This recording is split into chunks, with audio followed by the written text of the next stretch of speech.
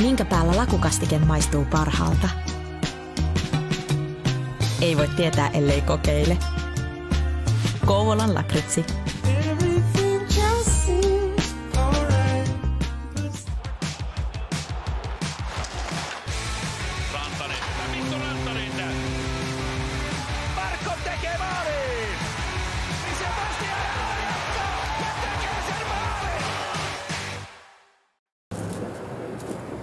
Wilhelm vie nakkikioskille kotikatsomossa.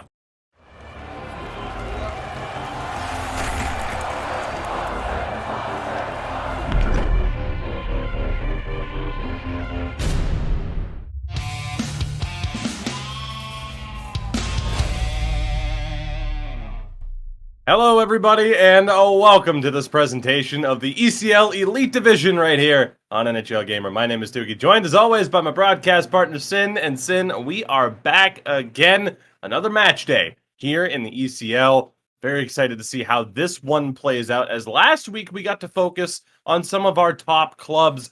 This week, though, at least for today, the spotlight focuses now on some of those bubble playoff teams, including some recently promoted teams as well. But we have IQ against Northern Ascendancy in our opening matchup. And then a little bit later on as well, you see it there. ZSC Esports pulling double duty today, playing Kova off stream, but we'll have their series against SAWO Esports a little bit later on as well. So, Sin, again, with these broadcasts, we always try to, spread the focus around a little bit. It's not always about the top teams. And these four teams certainly entered this season with playoff aspirations.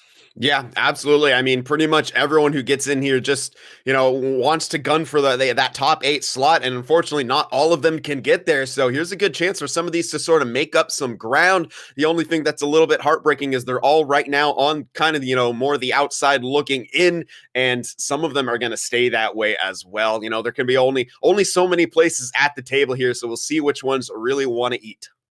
So again, with that, 4 different games for you here today, 2 different matchups. So let's take a look at the standings to see just where these teams are at this stage. Of course, left-hand side of the bracket is where you want to be. The top 8 teams of the 16 best in Europe.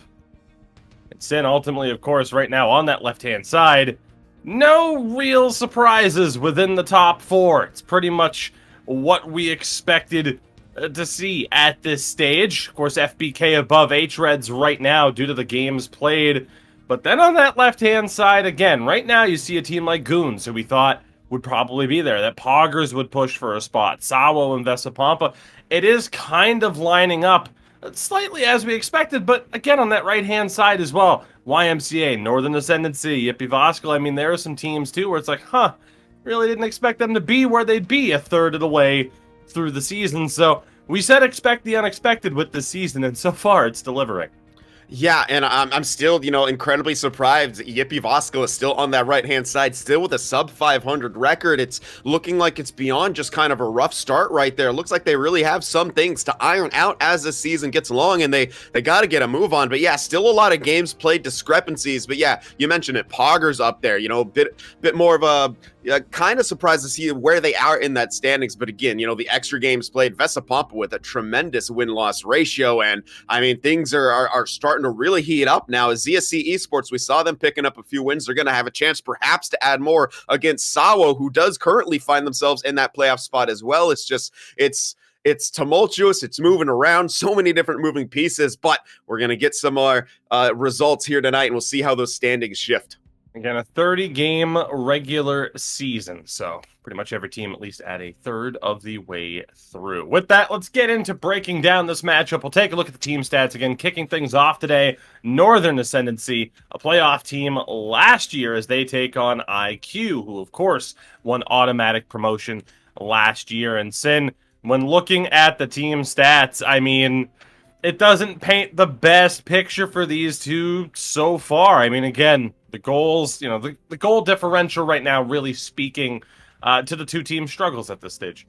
Yeah, absolutely. I mean, they're able to score a decent chunk, but really not enough for this point in their seasons. And the goals against, that sort of ratio, though, that's not a playoff performance, plain and simple for either of these two teams. The special teams, both of them have room to improve on either side, or they have one going and then the other one that's not quite there. Similarly, IQ has a decent power play, Northern Ascendancy a decent penalty kill, but it's they're trying to pick up one thing, but then they're dropping all these other pieces. To make the playoffs here, you kind of have to have all the pieces of the machine working in the same direction. So with that, let's get a look at the team lineups for Northern Ascendancy today. It's the front three, of course, that we expected. They've continued to move around a little bit, but seems as though they finally found their match. It's Tunkelia, Te Ahola, and the captain in Martindale. On defense, Fopa Toflin and Sparka Romberg, and of course, Supreeks between the pipes, who we'll be talking about here in a little bit. On the flip side, for IQ, the captain, Niepi, down that left-hand side. Leitonen at center, Santeri on the right-hand side. The defense pairing, Make Axel and Nico Pierza between the pipes for IQ. Let's get into the individual breakdowns. So the battle of the centers start us off here. And Sim, when it comes to Ahola and Leitonen, I mean, two fairly evenly matched players in terms of the production so far. Yeah, absolutely. I mean, 10 games played, each 12 and 13 points respectively. Leitonen with that goal advantage.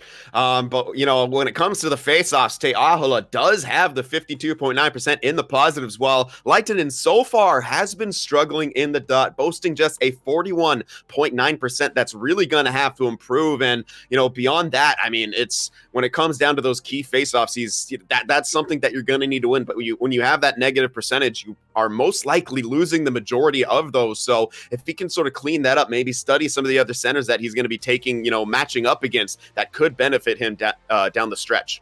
Looking at the battle of the wingers next here, again for Northern Ascendancy, the defenseman turned forward. It's Tunkelia alongside Martindale for IQ. Again, Niepi and Santeri here. So far, the production advantage belonging to the duo from IQ. Yeah, but you're looking at these and you can kind of see where some of their scoring troubles are coming from. You want your wingers to really be producing points here, and, hovering around that point per game mark simply isn't good enough here in the ECL Elite. You like to see guys, 1.5, 2 points per game. That's how you know that team is elite, and, they're pushing for those playoff spots when they're getting that kind of production. We mention it all the time. Sometimes it's easier to score goals and keep the puck out of the net. Well, these teams right now struggling to put up those goals and also struggling to put to keep the puck out of their net. They're going to have to improve upon there. Santeri looking pretty good. Probably the guy here who's not having the issues, except it's not a one-man team out there. You're going to need the support. Moving over now to the battle of the blue liners, the defenders here. Again, for Northern Ascendancy, Fopa Toflin, who drops back to defense this year and so far not looking at a place next to Sparka Romberg, of course, and on the defensive side for IQ, Make Axel and Nico. And then again, we look here, slight advantage to Northern Ascendancy in terms of that production so far. Perhaps a little bit more physicality from the IQ duo here, as Make Axel is out hitting his opposition here single-handedly. He has 50 hits on the season. It's a combined 40 for Fopa Toflin and Sparka Romberg. Yeah, it's pretty impressive. I mean, Make Axel definitely more known as that shutdown, and it's almost the flip side, now with Northern Ascendancy having the production advantage over the defensive duo of IQ. It was the opposite when we were looking at the wingers here. But when you're a team like IQ and you want to get a bit more production out of your defensive core because you want to present those threats from the other places on the ice, Fopa Toflin and Sparka Romberg doing a pretty good job of at least being threatening. I mean, 3 goals apiece as well. You have to be ready for them to shoot there from the point, which does create that threat. So IQ gonna have to keep an eye on that. And again, our final head-to-head matchup, as always, it is the battle of the goaltenders, as we have Supreeks against Pierza. Now, Sin, we have had the ability to cover both of these teams now multiple times already this season, and in our last cast where we covered Northern Ascendancy again, I said it as much. For a top team, if they are looking for someone who can, I think, carry the weight, it is Supreeks. For Northern Ascendancy, I mean, again, playoff caliber team last year, could very well make the playoffs this year, and if they do, he is a big part of that. I don't think you can waste a goaltender of this caliber in case he does end up departing in the next season or two if he gets a big offer from a bigger club. you need to make the most of this guy. It's time to get him that little bit of extra support. Whereas for Piazza, again, he has shown the ability to make some big saves, but then you look at that save percentage, and ultimately we've seen it. There have been some real fluky goals off the glove and in, off the blocker and in, bouncing around to the 5-hole, still trickles in. It's ultimately going to, be decided throughout the season. It all comes out in the wash, right? Whether or not it's just he wasn't good enough and hasn't been good enough, or if it's been some bad luck for him. Yeah, and it's I would say there has been some bad luck in there, but we always talk about it, sometimes you have to make your own luck as well. And Piazza, at times if things are bouncing in the net and that becomes an issue, you're going to have to adjust something, your build, your positioning, your reaction time, something about your play, you might have to change just because it simply isn't working. It might not be through any fault of his own necessarily ability-wise, but yeah, you said it, something not working. And yeah, Saprix has just shown incredible ability to carry a team. And yeah, Northern Ascendancy gonna need to give him a lot more support. So with that, we will move things over as we always do. The keys to success for each of the two sides. We'll start off with the Northern Ascendancy situation that they have going on here. And I say situation, Sin, because again, with NA, ultimately, a couple of different things that you can look at here. Apparently, I don't know if we have some technical difficulties going on. Okay, we don't. We're good. We're good. You never quite know. Sin, the streak continues in terms of, hey, start of a cast. I wasn't here last time because I couldn't be. You never know how it's going to play out. But again, mention the situation for Northern Ascendancy. It's a bit of a sticky situation. The 4th most penalties in the league, but the 5th fewest hits. That means we see a lot of stick infractions from this particular lineup here. Really need to cut that out, Sin, as we know that ultimately it's just not going to work out for you if you commit a decent amount of penalties. On the flip side, the dot dominance, though, of Teahala enters this matchup with nearly an 11% win percentage advantage on the face-offs. With both teams struggling to score goals, that extra possession will be a huge factor tonight. And then we didn't really have one to, praise Saprix here, but a supreme goaltender, because nothing reeks about this guy. God, that was top-notch goaltending. 4 NA so far. They need to see more of that. Sin, for IQ, what stands out here? Well, yeah, hop over. It's, the quality over quantity. It's 3rd fewest shots in the league so far. You could make an argument, maybe it's by design, but considering that they're averaging currently less than 2 goals per game, if it is the game plan, it's simply not working. We kind of saw them last matchup start putting more pucks on net, but they're going to have to keep that up. Sometimes stepping out of your comfort zone can be hard, but you have to change what you're doing. If what you're doing is not working, you have to pressure the opposing goaltender a bit more. Second key here is be aggressive. Okay, not that aggressive. The 7th most hits and also the 6th most penalties. If you're going to have to play that physical game, you're going to need to try to avoid taking that many penalties. Be a bit better at picking your spots, especially when your PK is failing a 1/3 of the time. That's simply not going to be good enough. And the next point, the last point here is consistency in goal. We mentioned it a little bit when talking in that individual match, but Piazza has less than a 70% save percentage so far. Again, perhaps not completely due to the fault of his own. We've covered IQ, and it seems to be, he can make these big saves, but then unfortunately something kind of weird happens, a weird bounce, or it hits him and goes in. A bit more luck perhaps could push this team into that playoff spot. And maybe Piazza, if he can continue those big saves and that luck kind of turns over, this team could find themselves on the right side of that bracket. So with that, we are just about ready to go here for the matchup. You see the players in the lobby getting ready for the action today. Sin, of course, puck-moving defenseman, a big part of it.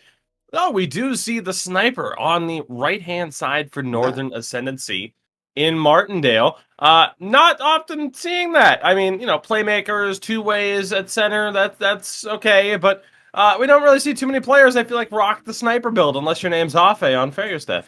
Yeah, and actually, I believe last season, Martindale, and often seasons before that, Martindale would be rocking a grinder build. So it's honestly looking like Northern Ascendancy trying to make adjustments, and Martindale, one of those guys who takes it upon himself as the captain. I mean, we talked about it. He's changed positions. Now he's changing build. He's trying to find some way to spark his club, and sniper build may be the way to go for it. hard for me to do the quick maths conversion for how tall he is, but I'll get a good visual glimpse of it on the ice to see what sort of build he is going with in that sniper format, if he still is favoring that puck control and the size, or if he's going with a smaller one for the speed.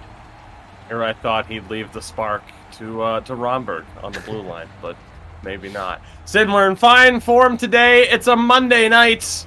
You never know what you're going to get, except for some ECL action here. Season 12 continues on. The game underway. Let's see how it plays out. Quick zone exit there. Tried to catch Martindale. Looking to free him up there. We call that the off-a special around these parts. Didn't quite work out.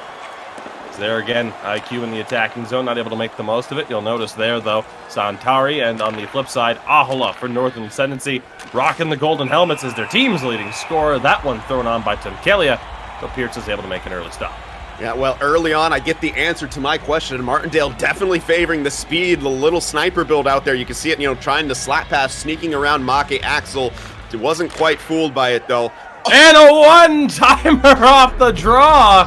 What a start for Northern Ascendancy.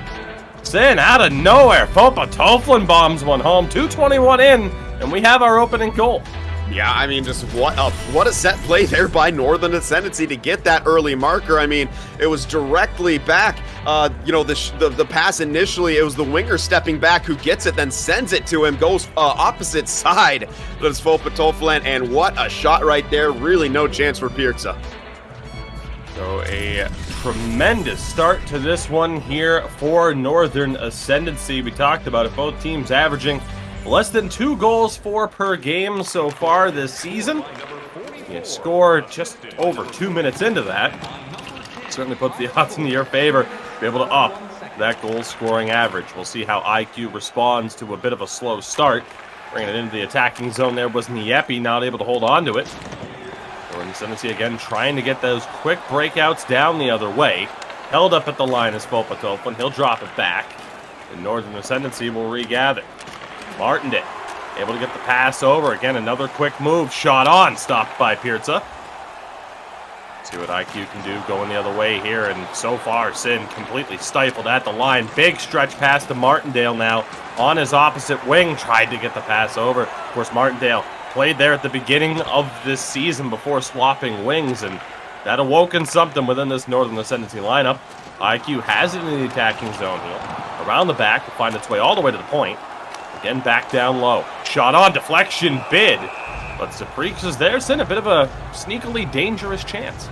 Yeah, absolutely. Before that, IQ didn't seem to really be able to generate too much, but, just throwing that puck on net right there, maybe trying to catch Saprix napping. Didn't quite work on that one, though.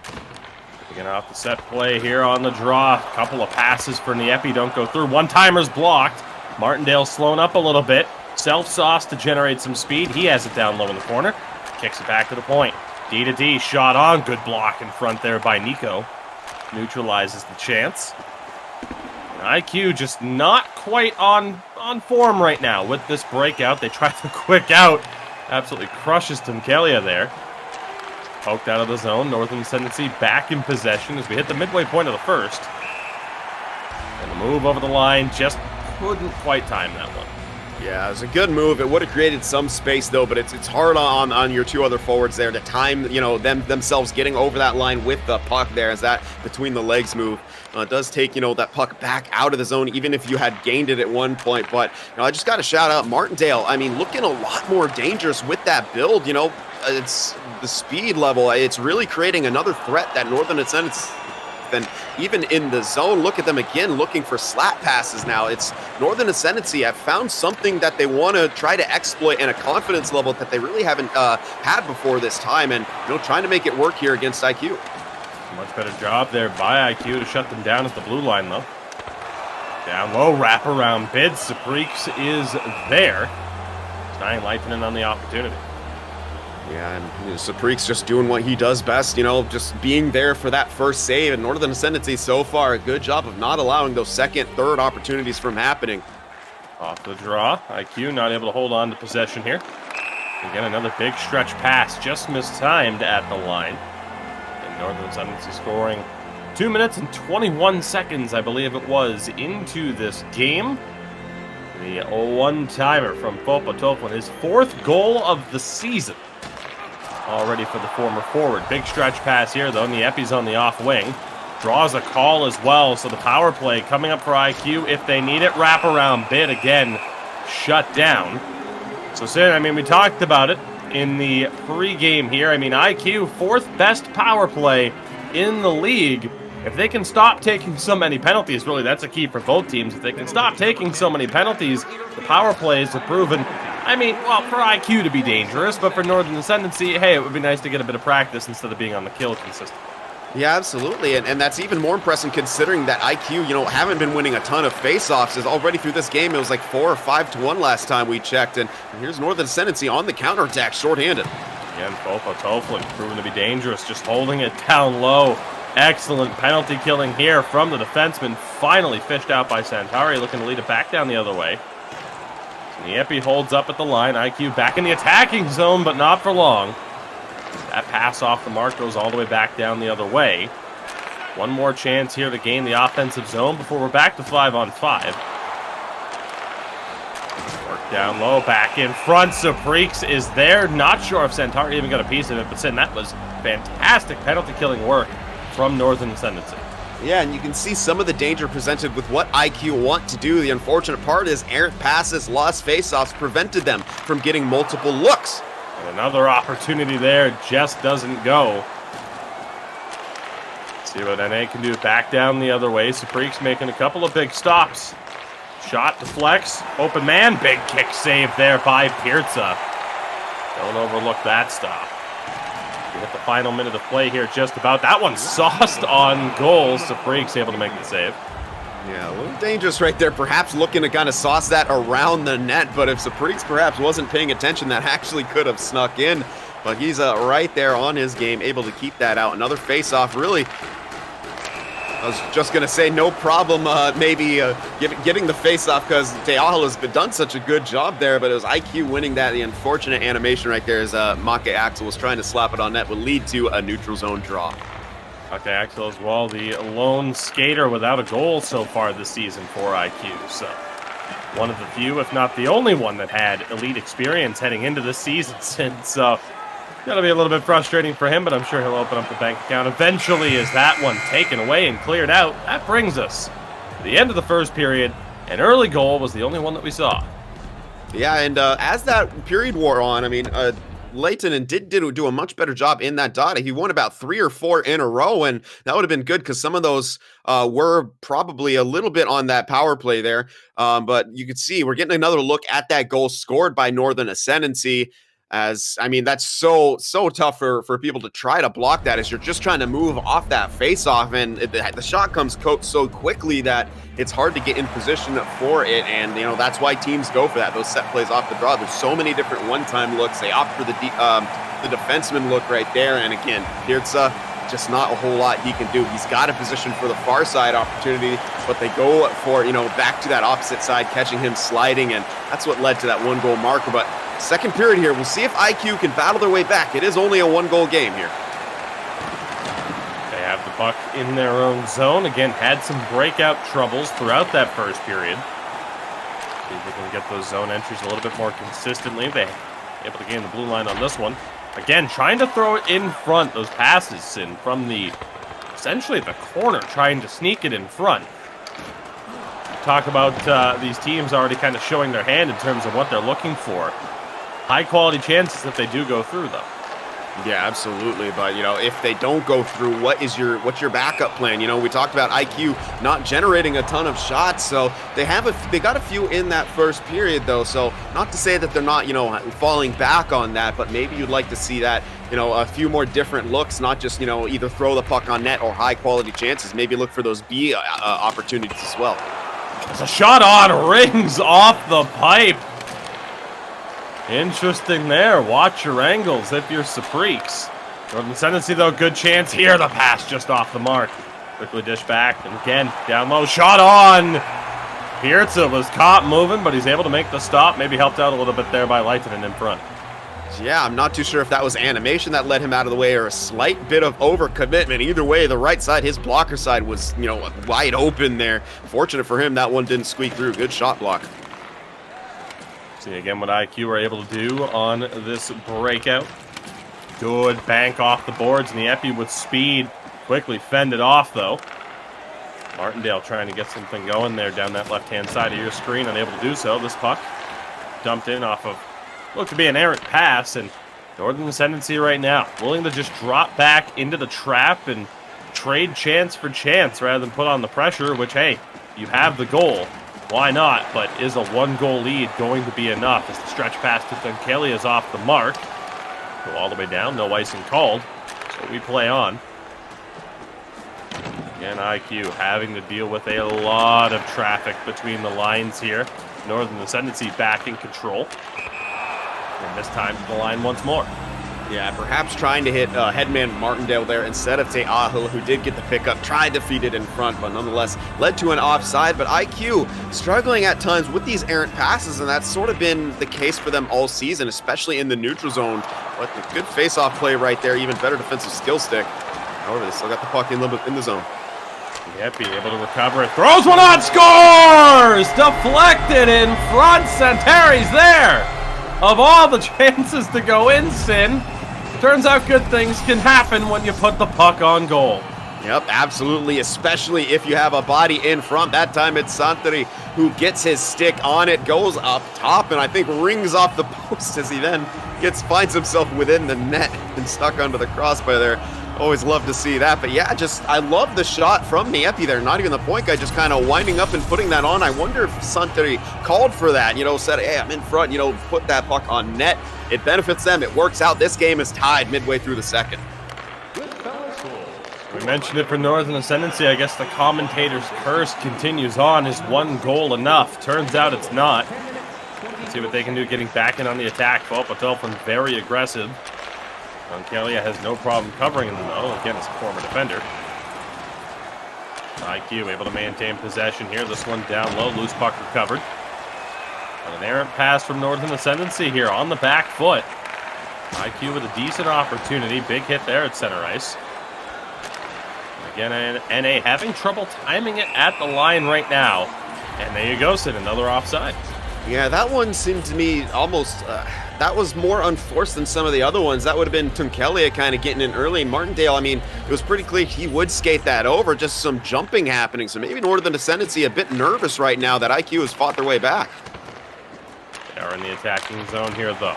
Quick passing. Shot blocked down in front. Again, working with Dunkelia. One-timer. Big save. Loose puck. Still being fought on for. Another big stop there by Pirza. Stretch pass, Niepi. Good puck protection here. Goes down low. Good movement, but Niepi read well by Fopotoflin. You don't get that read. That was a very dangerous chance. Martindale not able to hold it as he gets over the line. 3 minutes to go here in the second period. The first game of two between these two clubs. Again, later on, ZSC Esports taking on SAWO. Another great chance there. Both teams, Sin perhaps unlucky to only have just one goal on the board so far. Yeah, absolutely. And IQ getting better and better as this game wears on. That being said, Dunkelia, a chance there with numbers, sent the puck back, though. Fopotoflin not on the boards, and Northern Ascendancy will have to go back and regroup. Final minute, quick out, banks off of the centerman. IQ off the turnover. Santari can't get that shot there. Is not able. Thought he was going to have a second chance there, so got me tongue-tied a little bit. But, with the way he scored that first goal, you don't put it past him to find another one here late in the second. 5.6 to go here. Face-offs just about even. Slight advantage to NA, and that will bring us to the end of the period. Pirza takes a little bit of a tour of his own zone, and it's 1-1 heading into the third. Yeah, and look at the face-offs there, too. Despite Northern Ascendancy winning that last one, great job from Leitonen to bring himself back to an even. Early on in this game, the face-offs were 5-1, and that was just prior to the IQ power play. So I mean, really, since then, I think Northern Ascendancy may have won the first faceoff off that power play too. So at one point, it was 6-1 in faceoffs. Great job for Lightning to, kind of adjust, make the adjustments necessary to start winning some more, getting that possession for his team, and it's seeming to benefit them. They've tied the game up. They have the advantage in time on attack. If they could clean up some of those, errant passes in the neutral zone and their own end here, they can maybe get Northern Ascendancy on the ropes, who, since the beginning of that first period, haven't looked exceptionally dangerous and are actually struggling to get that puck over the blue line and establish the attack on their own. We'll see what they can do here at the start of the third. Crucial points up for grabs in this one. Two teams on the bubble trying to make it into the playoffs, and needless to say, these are the type of games you have to win when the expectation against the top clubs is that you won't walk away with points. These are the games that ultimately decide playoff teams. And Northern Ascendancy scored just over 2 minutes into this one, have not scored since, just 4 shots on goal. IQ controlling a lot of the play since then. And Northern Ascendancy trying to get something going here. Tunkelia over the line, has a lot of space to work with, pass in front, chance there.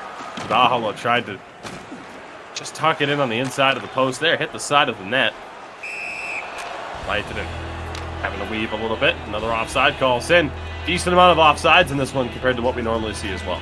Yeah, definitely. I mean, both teams, doing a decent job, but I think also on both sides, they're a little bit antsy trying to gain that line. I mean, offense has been hard to come by. That can make you press a little bit when you're trying to score, which may be leading to some of these offsides. And again, they want to get that puck in so badly that it's leading to some kind of rough decision-making from both sides there. So they're just trying to get it in a bit too quickly at times.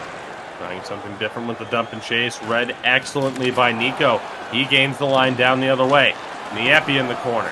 Tried to feed it in front, was poked away. But then recovered again by Northern Ascendancy. They gain the line. Martindale looking, shot on, rebound. Pearce able to kick that one out. The second chance doesn't go. Shots in, correct me if I'm wrong, just high and wide, and Northern Ascendancy will take a penalty here. That's Teahola, the centerman, as they get the goaltender out. Good patience here from IQ. Let's see what they can do with the extra attacker out there. Good pass at the line. Nieppe has options. Circles around. Good quick movements. Athari just not able to get that shot off. Still in possession though. IQ around the back of the net. Looking in front. Nearly had a goalie goal there. Pearce just couldn't get a piece of that one. Send IQ back to the power play. Yeah, I'd say that was a bit of a frustration penalty there from Northern Ascendancy. They had such a good look with that high slot one-timer that, he was just trying to force that in. He held that defensive skill stick a bit too long, and it found some skates. So IQ, another chance on the power play here to take the lead. Two in the face-off here as well. On the back, in front, pass intercepted. Good recovery there by Nico. Nieppe looking. Good movement here from IQ, looking for that good shooting lane. Martindale nearly took that one away. Nieppe the one-timer, and Martindale all over him. Excellent defense from the captain. We're halfway through this power play. Halfway through the third period as well. In trouble at the line here. Good movement. Santari has it. Finds Leitinen. Make Axel, D to Nico, back to Leitinen, Martindale's there, still fighting for it. He's double teamed off the puck. Good move by Make Axel, can't get it in front, cleared out. We're back to 5-on-5 as there is indeed an icing call. I thought so with the player being out of the box. Yeah, that will all come back on the icing, but yeah, IQ almost looking like they're trying to force something that wasn't quite there yet. And credit to Northern Ascendancy for being in the proper lanes, but IQ maybe just looking like, I don't know, they're trying, they had an idea in their head and they didn't seem to really take note of where those Northern Ascendancy skaters were and kept passing it into traffic there, which made it a bit easier there on the kill for Northern Ascendancy. It's interesting too, Sim, with how they scored their goal by just throwing the puck on net. So, again, you talk about the preferred strategies and the team's willingness to differentiate from it as Tunkelia just can't get that pass off. Santari going back down the other way here. Quick dish back to the point. Make Axel on, deflection there, second chance, knocked loose at the last opportunity. Man, we have seen some close calls with Sapreeks in goal today. Leitinen unable to hold on. Shot on by Nico. Loose puck in Northern Ascendancy. Gonna try to settle things down a little bit here. A couple of chances. This one nearly getting away from them. And the Epi knocks it loose. 3 minutes to go in regulation. It would be a crucial point for both teams, but IQ right now looking the more likely to walk away with the 2 points here in this one. Up to Northern Ascendancy to play the role of heartbreakers here and steal this one away as we approach the final minute. Kick stop by Pirza. And it's one and done in the attacking zone for Northern Ascendancy yet again, whereas for IQ, we've seen it multiple opportunities. Final minute of play here. Leitinen has it. Goes all the way over to Nico. One-timer, Makax, a loose puck on the doorstep. And Leitinen just couldn't get a big piece of that one. Yeah, I think he kind of swept it towards the net right there, but Saprix was there. Excellent job tracking that, because even I was having some trouble figuring out where that puck was going to go. He's able to track it, keep his eye on it, and yeah, you said it. Northern Ascendancy has been a bit on the ropes here. They go for a slap pass opportunity. Well read by Make Axel. Not fooled at all. Had a decent few steps there on Martindale, and that will come back for icing. We'll see if IQ can maybe win this face-off here. Big moment in this one. Could be a big moment in the season. Face-off one again by Leitinen. Santari down low. Back to the centerman here. Around the back, goes for the wrap. Saprix was there. 30 seconds to play here. Another offside call against Northern Ascendancy. Sin, it's been a frustrating game for them. I mean, it hasn't really gotten better as it's gone on. And, you know, you talk about it here. These are the type of games where if you're going to make the playoffs, you need to walk away with 2 points and not give up at least an overtime point to your opposition. 24 seconds to go here. Northern Ascendancy back in possession. On the rush, Martindale on the off wing, easily knocked off the puck by Nico. He's had a phenomenal game for IQ in this one. At the final 10 seconds, Niepi holds. Down low to Leitinen. Muscled off the puck by Sparka Romberg. And that will do it, Sin. We do indeed go to overtime. 1 goal apiece. Not the performance I think that either side would want. They earn a point out of it, but at the end of the day, not exactly the most impressive of performances. No, I mean, but I like what I saw from IQ. They really got better as this game wore on. They had a bit of a rough start, obviously surrendering the early goal, and, you know, Northern Ascendancy had the majority of the chances early on, but as this kept going, IQ, they started winning a few more faceoffs. Credit to Leitinen for making the proper adjustments as we get another look. How did that stay out? Saprix able to kind of get that stick on it as he flailed backwards, but yeah, I mean, look at the shot totals. I mean, doubling it, and the time on attack, it just kept, the gaps just kept increasing for IQ as the game wore on. So credit to them, making the adjustments, you know, really doing a good job of getting more and more looks. As Northern Ascendancy, we saw there, kind of one and done. They'd gain the line, maybe put a shot on. It seemed like Martindale either was trying to snipe it, look for rebound. The problem was no one's there for the rebound. The other issue they're having is gaining that line cleanly. It seemed like they were, you know, kept going offside. So again, you know, IQ forcing them at the line into situations they don't want to be in. So if you're IQ, you got to be feeling good about how you kind of played the rest of the game. The problem is you still only have 1 goal for you. We're going to want to get this extra one and this extra point here, or else it'll feel like unfinished business, as they have been the better team down the stretch. Both of these teams averaging less than 2 goals for per game. That trend will change for whoever decides to win this first one. So we'll see if Northern Ascendancy can get that consistent zone entry here. So Ancalia immediately fended off by Nico. I mean, it's tough. You got Make Axel on one side, Nico on the other. Both have been phenomenal in this game. Here's Make Axel again. Circles around. Has Leitinen down low. Gets it back. Shot. Deflection bid there for Santari again. He's not able to get a piece of that one on this occasion. Here's Martindale down that left-hand side of your screen. Looks to cut back. Muscled off by Make Axel. Still fighting for it. Finds Teahola. He's knocked off the puck. Still fighting for it here, though. And again, IQ will walk away with a big stretch pass to Santari. Chance to the middle here. Leitinen, loose puck on the doorstep. Saprix able to come up with a save. A great chance for the end. Yeah, that could have ended right there. Great job from Leitinen, just driving the net. Doesn't get the shot on, but the puck bounces towards the pad of Saprix, and I think that was Santari getting the secondary opportunity there. Fortunate for them, it didn't go in. Northern Ascendancy get to survive right there. That could have, you know, been it for them, but good job by Saprix with his positioning. And they're back on the attack now. Puck down low in the corner, shot on just wide. Nearly caught Pirza off guard from the looks of it. They try the quick out, not all that far, only to their blue line. The attacking zone here again. Lehtinen fighting for it, not able to hold on to it. We need a winner from one of these two teams here. But instead, it's another offside call. Yeah, Tunkelia had the line and just couldn't hold it right there. It always makes you nervous when you see those blue line delays. You know, they're trying to create some kind of space, but it's the defenseman Nico and Maki Axel who are wise to that throughout this whole thing, not allowing them that time and space and almost creating turnovers, going back the other way for IQ. Northern Ascendancy gonna have to watch out for that. Then we might be setting the record for most offsides in a game this season. Yeah, at least it seems to be when I want to make a point, the gameplay won't stop, but when I'm done making a point, we have yet another whistle and a chance for me to make a point. The problem is, I'm sort of running out here. Chance here, Centauri, the toe drag, backhand, Sapreeks says no. What a stop there to keep this one going. I mean, just phenomenal play from Sapreeks, not fooled at all, not letting himself get beat by the speed of Sanctari, cutting across the net, continuing to be on his game. We talked about it. Big shot from Maki Axel just wide. We talked about that as well. Him looking for his first goal of the season. Only had 5 registered shots in 10 games. With the accuracy like that, you can see why. At the end of the day, though, with Sapreeks in goal for Northern Ascendancy, we talked about it. Can you please get the man some offense? And again, 2 goals at best in this one. Only 1 on the board.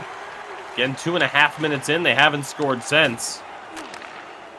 Got to be frustrating for a netminder here. You know, he stays focused, but still, not going to play the blame game on this one. But from the outside perspective, get that goaltender some help. IQ, you could have the same argument here. It's been a much better game for Pirza. We have 7 minutes to go here in overtime 1. Sin and I both scared to death. Breakaway here. Niepi has a step. The chance. He scores on the backhand. IQ walking away with the lion's share of the points. And Sin, it's tough to say it's undeserved. Big win for them.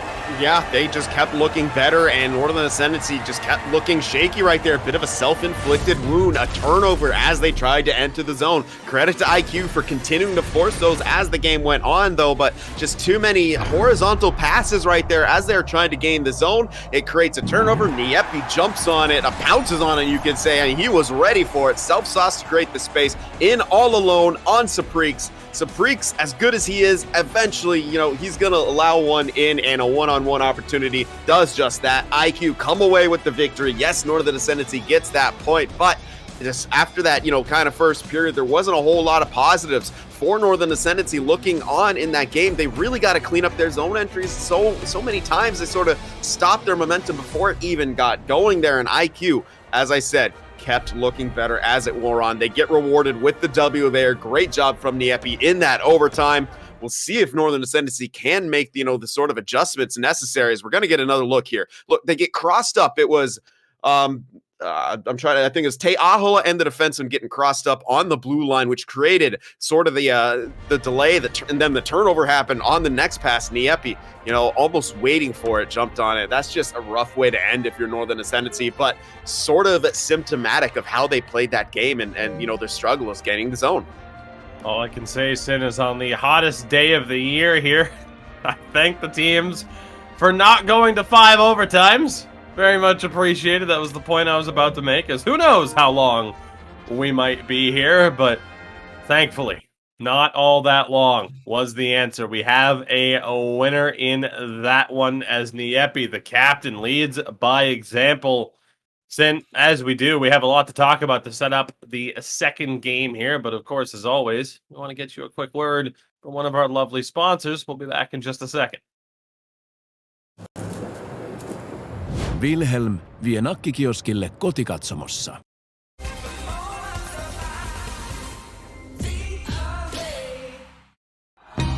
Minkä päällä lakukastike maistuu parhaalta? Ei voi tietää, ellei kokeile. Kouvolan lakritsi.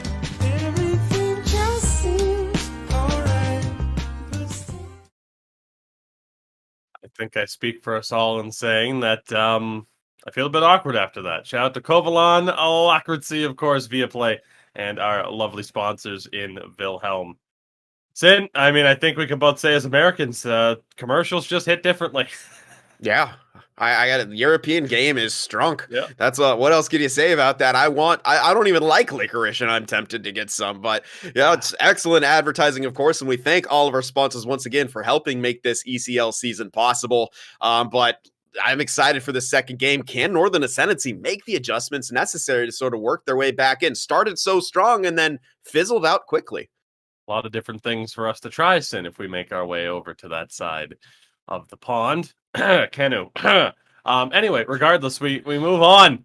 Like you said, with this second matchup, I want to talk about IQ, though, in that particular one, because like you said, not exactly the strongest start. You give up that early goal, but from there, they found that little bit of extra consistency. We talked about it for Leitinen at center, his ability to really pick up, the face-off advantage there, or at least keep it close. Like we said, it was about an 11% advantage for Ahola to this point in the season in terms of winning the draws, so he did a much better job that he needed to do, and that may have been the best game of the season for Make Axel and Nico. I mean, I thought they were both fantastic in shutting down the NA, offense for whatever they tried to throw at them, whether it was those quick outs or the quick passes at the blue line. So for IQ, I don't really know if there's too much you have to necessarily change, aside from obviously not wanting to have that second goal finally come towards the back half of an overtime period. Yeah, IQ, but despite the beginning, their defense was solid. Maki Axel and Nico on that point, creating, havoc for Northern Ascendancy. It's not just Northern Ascendancy making those mistakes on their own. Oftentimes they were forced into them by IQ, and that's a good job, good defensive team effort there from IQ. But yeah, you want to get a few more goals. They had some decent looks. Saprix, obviously very difficult to score against. So we're getting another look at that overtime marker there in all alone. Saprix not going to have too many, not going to have, it's tough as a goaltender. You're not going to stop it all the time. As good as he is, it can be tough. And again, on his team a little bit for allowing that to happen, especially in an overtime. And it comes back to IQ defense, turning that into offense. If they could do that more here in this second game, they're going to be in great shape. Again, for Northern Ascendancy, they'll be the home team in this one. You need to get more offense for one of the league's better goaltenders. We'll continue to point out that poor side to the Northern Ascendancy season so far. The lack of offense there. This is a team, as mentioned, that made the playoffs last year. They need to find a way to get that offense going. They're the home team in this one in the blue and green. Going down on your screen, of course, IQ in the white. We'll see again if we get another early goal. That was a big block there in front. Again, for IQ, what type of performance will we see here? They can continue to play the way that they were towards the back half of that last game. I think they'll be in a good spot. Martindale, absolutely nobody there, Sin, and that just appears to be the issue with NA right now is, trying to make plays, hoping that someone's there instead of making plays off of what's actually available. Yeah, almost seeming like they're all still adjusting to the new speed of Martindale. Perhaps he is as well. I mean, he gets in all alone. He creates time and space, but the problem is, where's the follow-up? Very easy for IQ to sort of collapse on him and force a turnover. Making a turnover shot there. Second opportunity. Puck's still alive. Turnover here again. Poked away at the last minute there by Sparker Romberg. IQ still in the attacking zone. Tough to beat Saprix, but when you have this much offensive pressure, it's going to happen sooner rather than later as we see another turnover from Northern Ascendancy. I mean, again, 4-5-1 entering today, now 4-5-2 on the season. For a former playoff team last year, it's just not the performance we expected. Wraparound, second chance still there. Ahola held it as if he thought Saprix had it. That one's sent down. Northern Ascendancy playing with fire right now. Yeah, absolutely. And IQ really looking to jump on some of these mistakes. Unfortunately for Nieppe, he got it. Perhaps not expecting to get the puck pickup. Saprix was out of position, couldn't pull the trigger on the shot. So the score remains, the game remains scoreless. Good movement here from NA, but unable to hold it for all that long. Time to the line. Leitinen in the attacking zone, loses it in the double team. Toflin quickly looks to move it up. Pass off the mark. Not the inspiring performance we were hoping to see from NA today, with valuable points on the line. Still plenty of time in the second game, though, to get things under control. That one blocked down in front again, one back. Ahola throws one on from a weird angle. Pirza able to make the save. Yeah, not bad. Looking for the rebound bounce right there. Did pop out two Northern Ascendancy jerseys in front. Couldn't get their sticks on it. Will create the offensive zone face-off for them, though. And able to take advantage of it as, again, Leightonen's done a good job on the draws today. Compared to his season average, Santauri back to Leitonen. Tried the big cut-in. Not able to hold on to the puck. Martindale made a play against Make Axel, still fighting for it here, actually. Shot on, and the glove stop by Suprix, robbing Nico. Yeah, and I like it. You know, when IQ are taking those shots from the point, they're making sure that they have bodies in front, either, you know, for screens or deflections for rebounds. You know, great job from them. They're really seeming to be working more and more as a unit as this series wear on, whereas Northern Ascendancy kind of still struggling at times visually, you know, with chemistry. They don't quite seem to be on the same page. In possession here, slowing down by Ahola, though. Gets it back. Quick movement. Martindale knocked off the puck. And again, in terms of offensive chances, IQ, multiple threats on an attack. Northern Ascendancy, it's one and done. They fall right back into the trap. To be honest, Sin, I mean, you might want to see them open up a little bit more, but you could argue once they got aggressive in that overtime, they immediately gave up the breakaway and lost. So it's a tough argument on what exactly they need to do here, aside from getting results, as that one doesn't find its way through. Nearly taken away, but still in the attacking zone. Keahala's shot blocked by Nico. Excellent work there. It's IQ back in possession, so a good bit of sustained pressure for Northern Ascendancy, a rarity so far here tonight. Elvin at the line and back down low. Santauri nearly picked the corner. Still has it down low. The board play tried to work his way back to the front of the net. Niepi shot can't make its way through the traffic. Northern Ascendancy coming back down the other way. Loose puck. Recovered by Nico, and that will wind down the clock. So a goalless first period. Sin, I mean, where do these two teams go from here? I mean, for Northern Ascendancy, they started getting some zone time. Perhaps that'll be a building block. They didn't look too dangerous with it. I think I would like to see a bit more lateral zone movement for them. They seem to overload one side, and then their chance comes from that exact same side. Instead of maybe trying to get IQ moving and get them out of position, they're sort of letting them establish their collapse and get in the lanes for the shots. When we think back to the Northern Ascendancy goal that they scored, it was a one-timer that they forced IQ to begin to move laterally in their zone. Yes, it was off the face-off, but that's sort of how it came about. You know, the puck on one side to get it to the other, then they take their shot. But it's seeming that right now, Northern Ascendancy, when they have the zone, they get it to one side of the ice, they pass it down low, and then kind of maybe kick it back up. But they're not really forcing IQ to move horizontally, to move laterally. Pirza able to really kind of, you know, present himself on just one side of the net, which is giving them an advantage to defend against things. And you see that just one registered shot from Northern Ascendancy, not from a lack of attempts, though. Good job from IQ getting in those shooting lanes. And of course, scoreless here after the first, but you know, IQ still seeming like they're kind of trying to pick up where they left off from last one. Adjustments being made by Northern Ascendancy.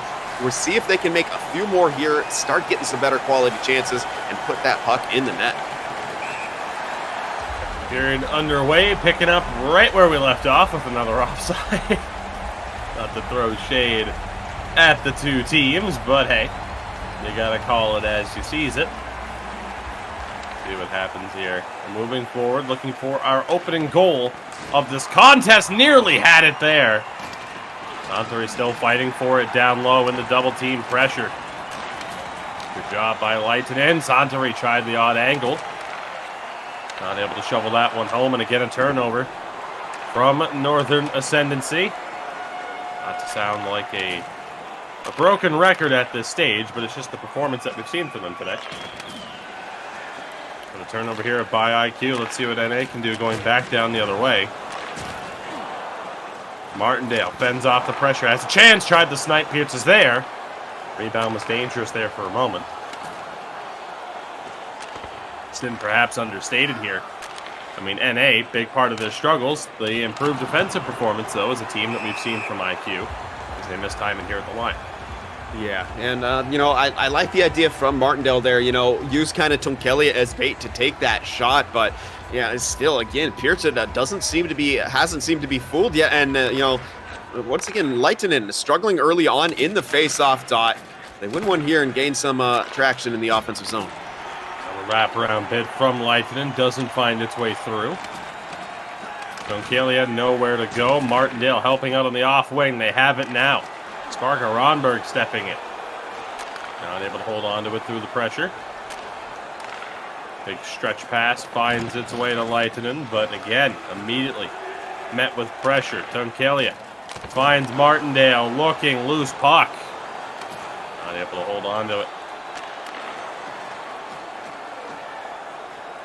So, Sin, I mean, again, right now you talk about just kind of a stalemate between these two teams. Yeah, definitely. Neither team able to really gain the zone too much, but as we say that, we see IQ breaking in. Leitinen has it down low. Monterey tried to throw it back to him, goes all the way out of the zone. The struggle continues. Yeah, working at a bit of a standstill now for both of these teams. It's now a game of who can break in first. Down low, thrown in front. Santari on the doorstep, just not able to wheel that one home. They tried the quick out, but again, Leitinen all over it. Huge hit there as Martindale gets dropped. He gets it back and dumps it in. Are you going to cry ice tilt now, bud? Tonkelia gets destroyed by that hip check. He has it back once more, though. That one off the side of the net. Loose puck recovered, settled down by Leitinen. And again, IQ back in possession, looking to get things going on the breakout. Loose puck. Fought on for. Martindale has it. Only momentarily. Said it's just a mad scramble for the puck in the neutral zone right now.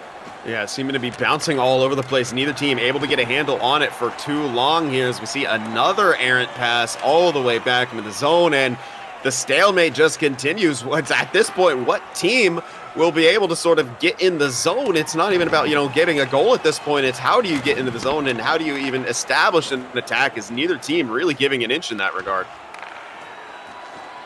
Defensive battle between these two clubs. Final 4 minutes here of the second period. Timed at the line. Santer is stepping up. Leitinen able to get it down low to Niepi here. Quick give and goes with Maka-Axel. Niepi looking. Leitinen tries to shovel it home. Freaks is there. Again, Northern Ascendancy trying to get something going, but it's just not happening. With these breakouts right now, they need someone to take over and be a difference maker. Leitinen nearly was on that chance. Niepi throws it on, deflection bid. We see it again. That one went just wide though. Final 40 seconds now. Of course, fast final minute. Chance for Northern Ascendancy perhaps. Pompa Toflin has it here. Looking, waited too long, gets the pass off anyway, and now in the corner, 3 seconds at the point. Slap shot blocked down. Sin still looking for our opening goal in this one as we head to the third. Yep, and it doesn't look like either of these teams are really going to solve those scoring issues in this matchup. I mean, their woes continue offensively, and we're getting a glimpse at why that possibly is. I mean, neither of these teams either this season great defensively. However, they're both looking pretty strong because neither of them are really able to be threatening enough for extended periods of time on the offensive end of things. Neither IQ or Northern Ascendancy are, you know, really looking exceptionally strong. We saw them, IQ going back to the well with that Niepi shot as he circles out from the half boards towards the point, takes a slap shot on. That's how they scored their first goal in the last game, but unable to find pay dirt on that one. But again, I mean, at that point, you're kind of throwing your sort of a destiny at the hands of, you know, luck or bounces or deflections. And I don't know if that's a viable strategy as the season wears on. Hit there. IQ still in possession for the moment. At the point, Maka-Axel goes back down low. Leitinen, plenty of options. Throws in the front. Santori denied. Another chance there. Again for IQ, just surprising to not see more shots from the point, especially with that heavy collapse. I guess you could argue, well, is it really going to go through? But are these passes going through consistently? So why not take your chances? This one goes down for icing. Face off. Right. Yeah, and definitely, both teams, mechanically good, you can see that, but neither really seeming to be willing to step outside of their comfort zone and throw other looks at the squads here. And, it's a kind of, may seem bewildering, at least to the viewers, to us at times, but, these guys, perhaps know something that we don't. They want to try to at least play to their system. However, a poke coming through from Northern Ascendancy, trying to break up the stretch pass, will lead to an IQ power play. Yet another one for them here. Let's see what they can do. Lighten it on the draw, not able to win. Quick exit. They'll be forced to reset.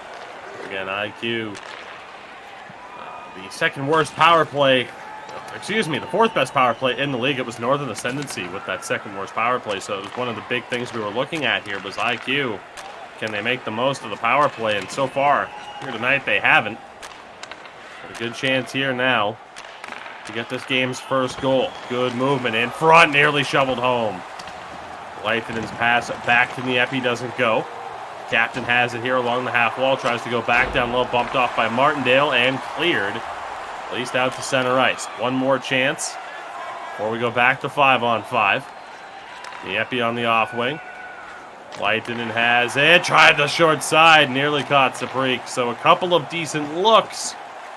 Ultimately, again, no results for IQ in this one. Yeah, it's just, they're looking for something. They haven't quite been able to find it. They look dangerous at times, but then at other times, it's like it doesn't quite come to fruition for them, and it's showed throughout the course of this, unable to score right now. Time's ticking away here in the third period. Another power play that goes, really without too much. That they had that one in-tight opportunity to pass across into that slot. Didn't go on the first one. They had it behind the net. Couldn't find the secondary opportunity. And unable to really get much going there either. Jinx. I was going to let you run with it because I'm like, well, if this is anything to go off of, I mean, we'll see what happens here. This one poked away. Kelly trying to make the move. Martindale has it here. Again, gets it back. Popa Toflin in possession. Back down low to Martindale. Not able to get that pass in front. Just a stalemate between these two teams. Again, over the line, nowhere to go. Forced to wait, IQ. A little bit of space here, perhaps. Leitenen loses it. Okay, Axel looking to step in, throws it in front. Nico's shot, second chance, and Sapriks.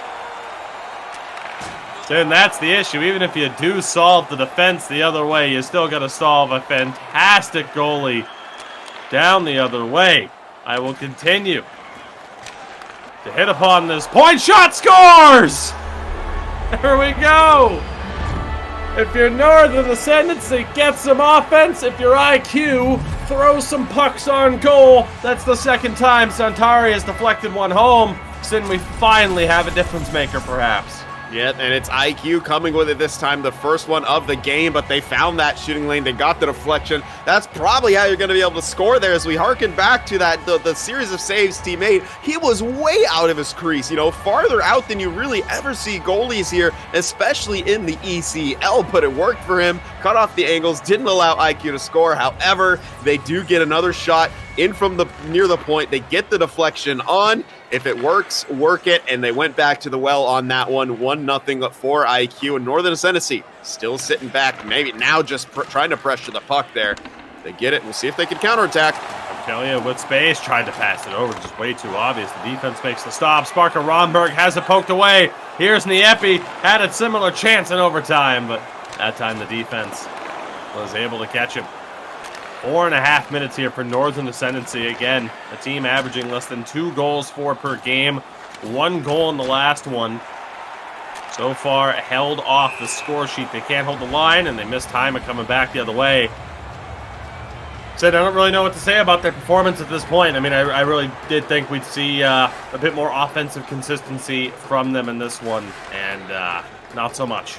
Yeah, it comes down to their blue line play. Te Ahola almost held that in. He just couldn't manage to, get a handle on his player there as he was kind of L-skating with that puck on the line, and then they have another miscommunication and they go offsides, but they gain the line right here. We'll see what they can do with it. Can they put together a good offensive series? Martindale throws one on. Pirza able to find it, though. 1:56 to play. for Northern Ascendancy to find this goal here. Entered play today in 10th. With 9 points, they're up to 10. 1 point out of a possible 4. Not exactly what they're looking for, as Leitinen just can't get that one. We hit the final minute here. Do or die for Northern Ascendancy here. Martindale over the line. Not able to hold it. It's back out to center. Skopatov unable to gain. Circles around. Down low for Teahola. Holds. Loses it. IQ trying to get that breakout. They do have a little bit of space. Here's Niepi. Holds. Got a chance to send it down low. They're elected not to. 30 seconds to play now. Martindale unable to hold. Makeak is causing havoc on that left-hand side. And Kalia unable to hold the puck here as well. He recovers, though. Chance shot. Big blocker stop on Martindale. And to win it back down low in the corner here. Shot block. Still loose. Bouncing around. Back in the corner. And a pass to the points off the mark. Down to 6 seconds. Would take a miracle here. This one thrown on nets. Pirza makes the stop from nearly 200 feet. And IQ are going to walk away with the victory. Pirza's first shutout in Elite.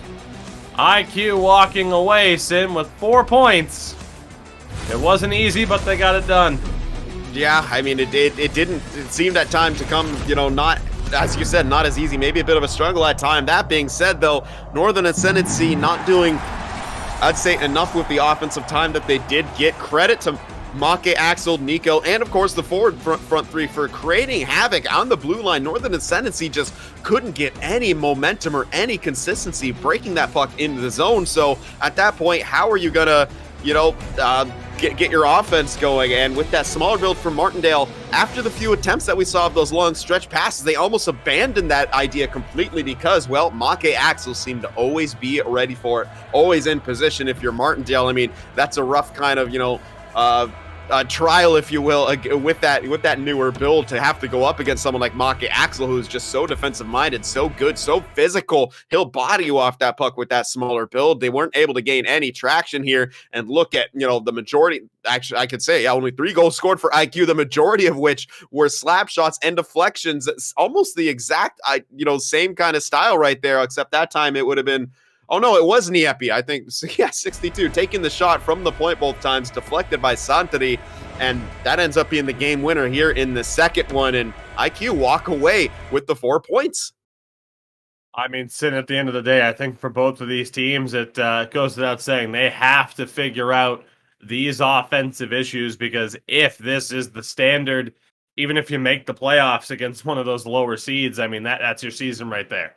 If you make the playoffs into one of those lower spots, that's your title, because you will not be able to, survive against one of our top teams if 1 to 2 goals is the maximum output that we see from you. So for IQ, a big day, doubling their win total. They had 2 wins entering the day. They're now up to 4. So phenomenal work there for them. They jump Northern Ascendancy in the standings. We'll get you an updated look at everything on the opposite side of the break. Of course, that's just our first 2 games. We have 2 more for you in this broadcast as our Swiss contingent, the ZSC Lions, easy for me to say. Always want to say Zed. Always want to say Zed. But the ZSC Lions take on SAWO Esports on the opposite side of the break. Don't go anywhere. We'll be back in just a few minutes.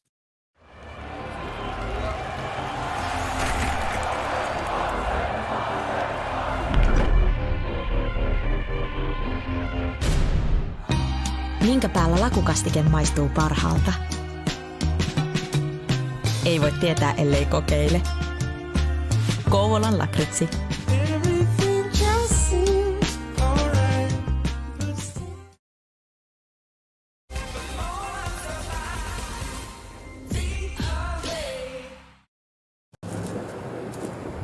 Wilhelm vie nakkikioskille kotikatsomossa.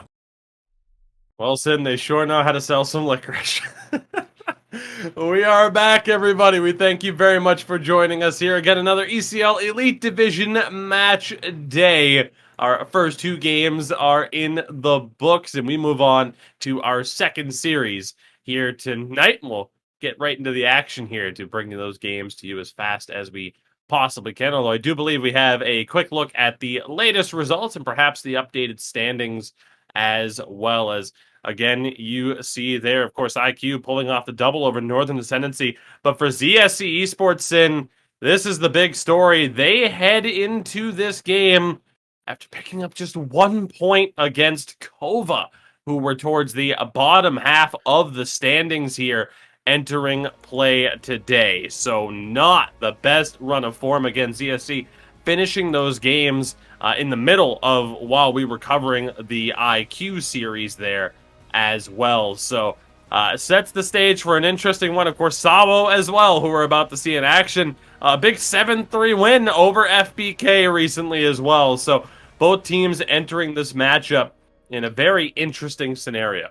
Yeah, I mean, SAWO taking 2 games off Feriestad. That is absolutely impressive from the SAWO squad. I mean, they really seem to be on the up and up here. And if you're ZSC, you want to pick up some points, but SAWO right now just seeming to be firing on all cylinders. We'll see if they can carry it over to this matchup here today. Absolutely. So let's see how this affects the standings now at this stage. As you get a look, I mean, for Feriestad, again, still in third off of the games played, but up to 5 losses now in their 12 games. That's going to hurt their chances of staying above hREDS long term, to say the least. But you see SAWO in 7th now.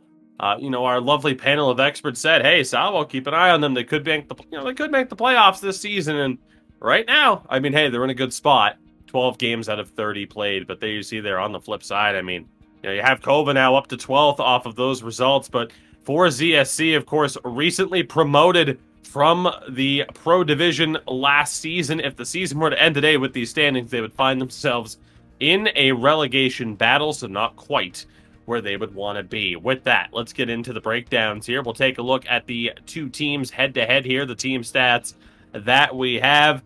And Sin, I mean, again, for ZSC right now, there is an obvious issue.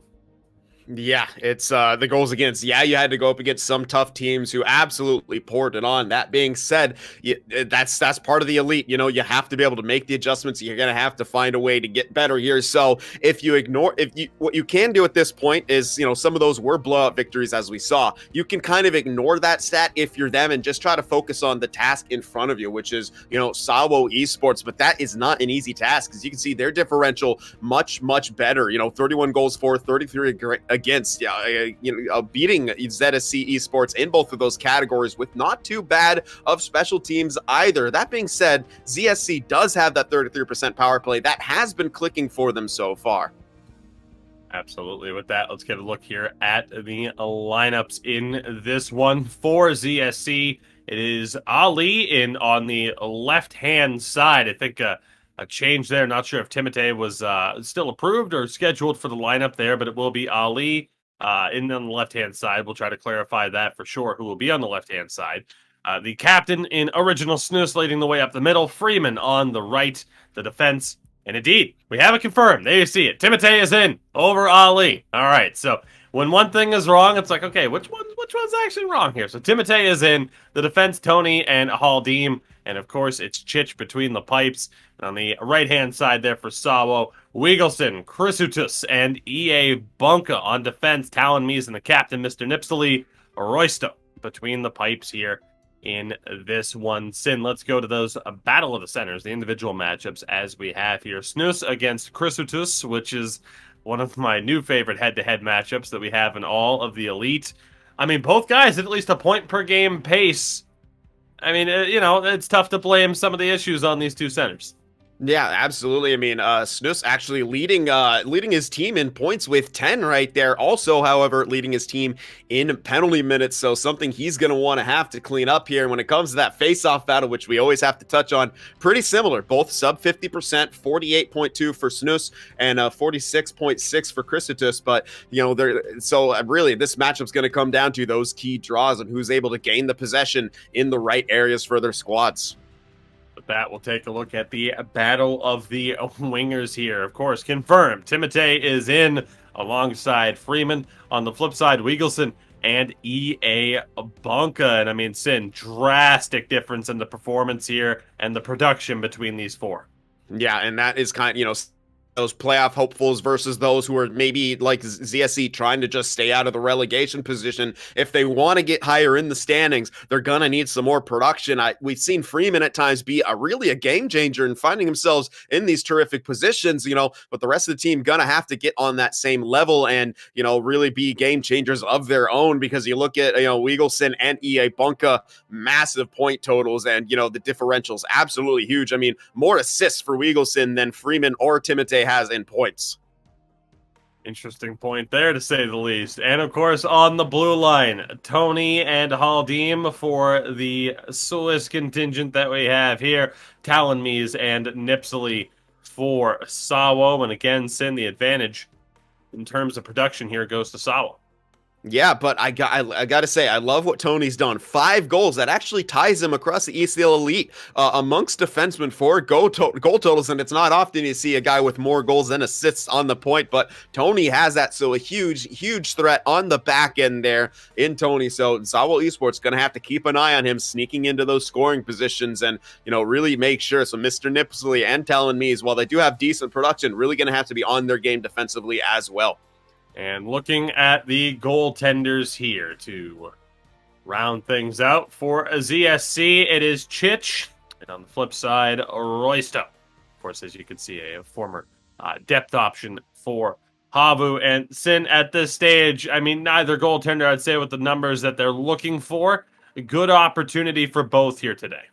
Yeah, and Roysto, with the much less games played, only 4 so far. So it seems like, SAWO trying to get, different looks for either there's goaltenders, figure out which one is going to be the man heading forward. And today it's going to be Roysto. So we'll see how he does against this ZSC lineup, who has been struggling to score. On the flip side, Chich, who, we've mentioned at times at the ability to make some big saves, but ZSC, at times going up against some of those top teams, just seeming to be outmatched. We'll see how they do here against SAWO. So our 3 keys to success here before we get to the action puck drop in just a few moments. We'll start off with ZSC and what they need to look to do here. And Sin, that first point's pretty simple. Cut down on the penalty minutes. Second most in the league with 42. That was entering play today before those other 2 games were played again against Kova. So presumably the number's higher, but it's another team that's very aggressive. They have the second most hits as well entering play today. They're having trouble staying out of the box, though, because of it. And with the 3rd worst PK entering play today, it's pretty clear that the penalties are a primary reason for their struggles. The second thing of note here, though, the offensive consistency. And I think we saw that in their struggles against Kova. They're bottom half in the league in shots. They're under 2 goals for per game, but they have a top 5 power play. Along with that first point, give yourself a chance to succeed. And then our final point there, the highlight reel potential. If there's one thing that we've seen from Chich this season compared to other goalies, he loves a good desperation save or two. Loves to go all out along the ice. It can get him in trouble, but hey, when it works, it looks good, and you can't question the results. Sin, for SAWO, 3 things that stand out for them heading into the action tonight. Yeah, well, the first things first, we got to point him out. The main man on that team is EA Bunka. He has been the star of the show so far for them. It's crucial that he keeps up the pace that he's on because he's had a hot start to the season. He cannot fizzle out. SAWO needs that help on the offensive side of things. The next point here is they need some saves. Roysto has struggled in his 4 appearances so far this season, stopping just, as we saw, 70% of the shots directed his way. The good part, maybe the silver lining to that is Mahukati hasn't been too much better for SAWO, so now's the time that Roysto can make an impact and create a goaltender controversy here at SAWO. Get himself some more starts, prove to the team that he could be the guy moving forward.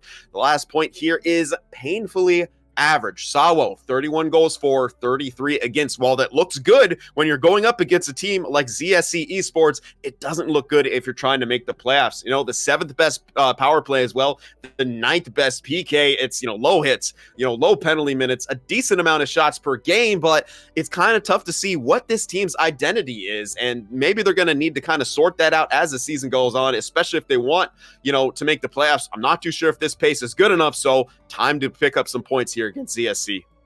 Again, we are just about ready to go here for the first game of 2 in our second matchup of this broadcast. Of course, ECL action brought to you. You see them on screen by Wilhelm, Govalon, Lakritzi, and Via Play, and of course, NHLgamer.com for all the information that you need in regards to everything going on under the NHL Gamer umbrella. Of course, updated information for the Ducks Gaming tournament that's currently going on as well. Again, everything that you need. Our lower tiers, there's an extra one this year. Have you heard about our core division? Check it out. There's a lot to check out. Again, NHLgamer.com. Of course, follow us on all the socials as well. You see the links pop up throughout the chat or throughout the broadcast in chat. Sin, as we get ready for this, I mean, I think we can both hope for one thing. More than 2 to 3 goals in a particular game would be nice with these two teams. I mean, hey, they're both kind of up there in terms of goals against. So, I mean, we'll see how this plays out. Yeah, I think, definitely a possibility for that as ESC, at times they seem to be able to create some of those highlight reel plays, whether it be, the man in net or, as I mentioned earlier, Freeman, who always seems to be able to be a difference maker out there. So you'd like to see a lot of that happening, less of the neutral zone struggles that we saw from the previous matchup. But, in SAWO, I mean, they scored 7 goals against Färjestad. That's no easy task when Färjestad has improved so much defensively, and you got McSavid back there. Did they catch lightning in a bottle, or are we seeing perhaps a SAWO Esports who's ready to start scoring more goals and be a true threat come the playoffs?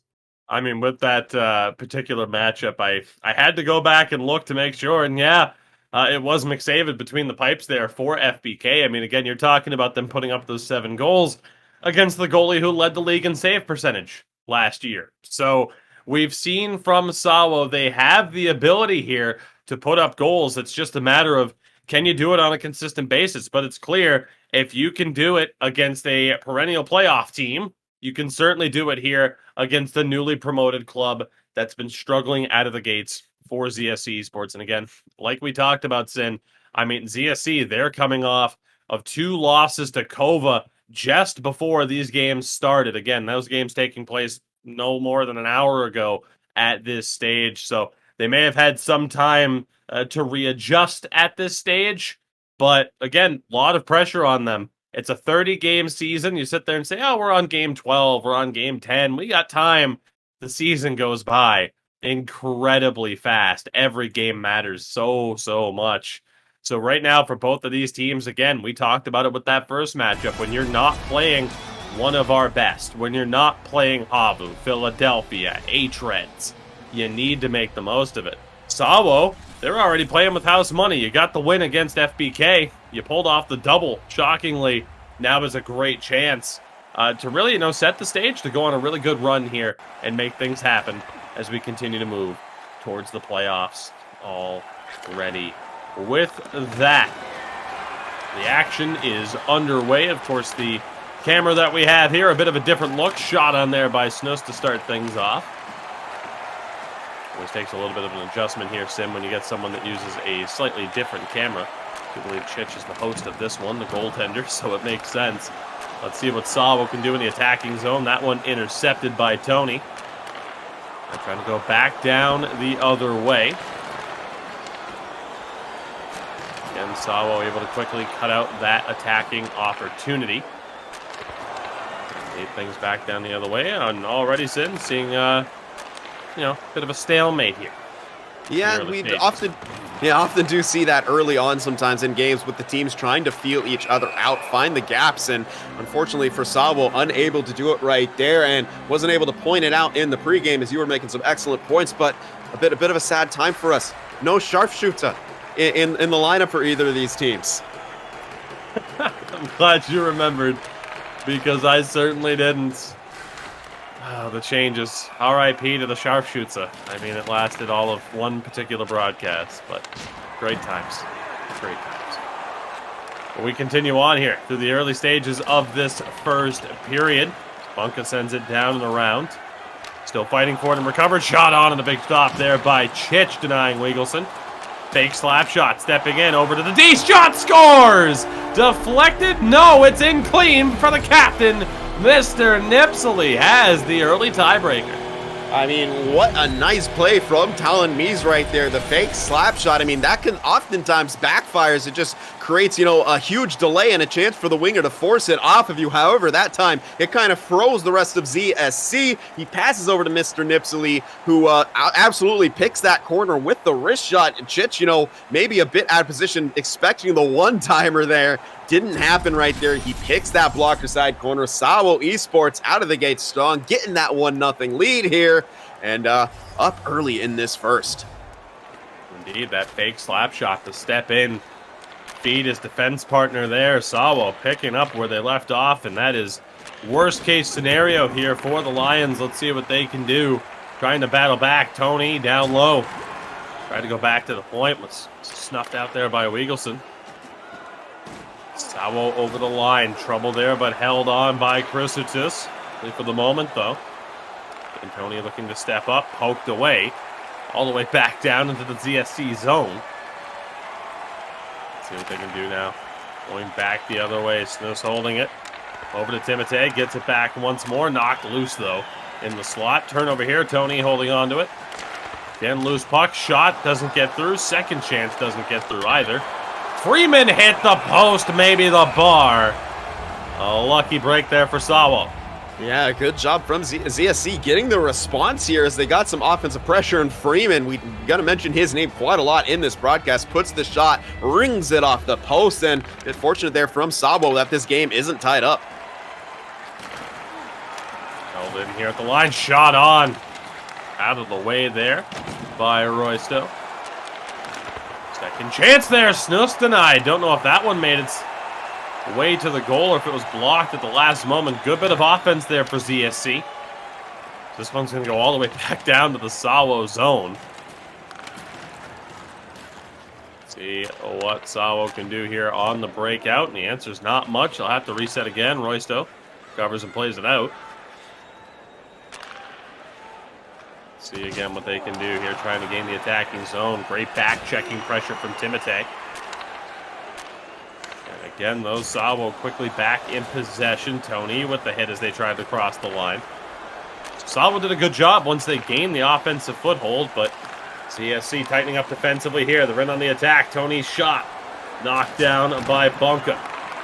CSC, though, quickly. I mean, right now, a real to and fro, I guess, pace to this one. Chance for you, chance for us. Turnover here, turnover there.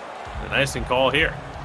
Yeah, and you guys, some dangerous turnovers from either team, except the unfortunate part for them, they haven't been able to make the opponent, to capitalize on the mistakes of their opponent so far. Maybe a bit hesitant, looking for a specific look, but it's simply not there. Maybe you want to see them just kind of improvise a bit more, and with those turnovers, just try to drive that net quickly. They keep it alive here. Shot on rebound, and Freeman just hit the side of the goal. Had a couple of chances in this one so far. Leading goal scorer for ZSC. Chich will cover that one. With a 1:11 to go. Make a wish. Yeah, I mean, at this point, I'd almost be saying snake bitten for Freeman. Those were two enormous chances that he had. That second one on the doorstep there as he got the shot away, hits the side of the net. So a post and the side of the net for Freeman so far. Keep watching out for him to get himself in scoring position and for the proverbial magnet on his stick to keep attracting that puck. Weagleson fighting for it. Final 3 seconds. SAWO trying to fire one on from the opposite side of the blue line. Good attempt there. They found the opening goal, though. Mr. Nipsey, his third of the season, the difference maker so far. Yeah, but if you're looking at the time on attack, it's ZSC with the pretty large advantage there. Also with the advantage on shots, the face-offs, even as we look at them, 3-3. So a few more stoppages than perhaps. Well, I mean, not that. I believe you mean the bullies go on. Yeah. Oh man, yeah. Oh God, I might have to change my language to German. It appeases me. That is it is an absolutely fantastic language to look at. I'm not, pronunciation-wise, maybe a bit difficult for us, weirdos here in America, only used to the English, as the rest of the world, at minimum, usually speaks 2 languages. But the second period underway now. SAWO wanting to pick up where they left off. We'll see if ZSC can find that first marker. It's not from a lack of trying and not from a lack of chances for them. They have an opportunity there. It's kicked in. might be waved off for goalie interference. I mean, the kick-in came from Chich. Yeah, it's going to be goalie interference there, Sin, from the looks of it. I mean, to interrupt our lovely conversation about, like, LOL, aren't other languages funny? That one's going to count. And just like that, a minute and 20 seconds in, it is Chrysotis with the goal that has SAWO doubling their lead. Absolutely, and that one, kind of borderline, but maybe, just the, kind of shoved in. It was, bodies on him from ZSC, but they may not be done here. Looking for more chances. Unfortunately, Mr. Nipsley unable to hold that line. They're going to have to recollect themselves here in the neutral zone. Let's see what SAWO can do. Opportunity and a big stop there on Bonka. Remember that save from Chich as SAWO, again, making the most of their opportunities here. Opportunity there for the one-timer. Read well by Tony to take that one away, though. See what they can do. I mean, I will mention, I wish 6th and 7th grade me retained some of that German there, Sid. Who knows? See, kids, that's why you pay attention. You never know when it's going to benefit you moving forward. Chance for Freeman, and it just doesn't go. I think Roysto read the impending pass, and it just ended up creating a little bit of traffic, a little bit of trouble there. SAWO again back in on the attack. A 3-on-1 developing here for ZSC. Shot doesn't go. What an opportunity for the captain, Snoose. I believe that was off the post once again, so ZSC unable to find the markers despite the good chances, and that was SAWO Esports committing a few too many resources on the break-in. It led to a 3-on-1 that developed the other way for ZSC. The good shot there, far side, rings off the post again, and if you're ZSC at this point, you got to be kind of shaking your head. Those are 3 good opportunities gone by the wayside, and you're down by 2 in this one. A chance here for Bunka, drops back, loose puck, shot on, big kick save from Chich. And again, Sin, something that was mentioned in chat there that we didn't catch, Nipsley. Potentially with the wrong-handedness in this one, although you don't always need the one-timer. I'll say that. It's uncommon, but it's not the worst idea in the world to have your defenseman just with, the strong side opportunity. Yeah, it neutralizes the one-timer, but how often do you even see one-timers neutralized? If anything, that helps with possession in his own zone. I don't find it to be as controversial of a move as that one is shot through the blue paint by Chrysotis. And every chance SAWO get, they look dangerous. Yeah, absolutely. ZSC, I mean, trying to come back and force one of their own right here, but SAWO, just playing it a bit safe, kicking it back, looking for their chances. But yeah, you said it, every time they're in that zone, if they do get a chance, it is near grade A, as unfortunately for them, that goes back for icing, just missing the net. So good chance here for ZSC to gain some possession, maybe get another chance, and hopefully this time not ring it off a post or the side of the net. Eye up off the draw. Just not able to hold on to it. Bunka was able to knock that one loose. Here's Talonmies with the move into the attacking zone. Still has it. Looking at his options, goes down low. Maybe that would have been where he fed Nipsley for a one-timer. Good passing here. Nipsley looking, shot, scores! The captain has another one! Who needs one-time preferred handedness? Nipsley snipes his second of the game. It's 3-0 for SAWO.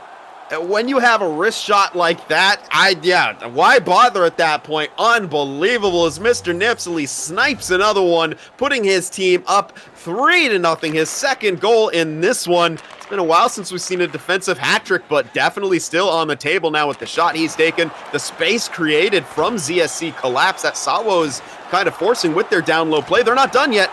Big stop there by Chich. Nipsley, 2 goals entering tonight. Has 2 goals in this game, doubling that goal total. Maybe the evolution of the game where it's like, hey, we play a possession game. Why bother setting up for one tease? This isn't hut. This is chance for Tony. One-timer, Snoose denied. And man, how original Snoose doesn't have a goal in this game is beyond me. Incredibly unfortunate at this stage. SAWO's back in possession. Final minute of play here in the second. Maybe an unfair scoreline of how the game's played out, but SAWO's not complaining as that offense continues to deliver for them.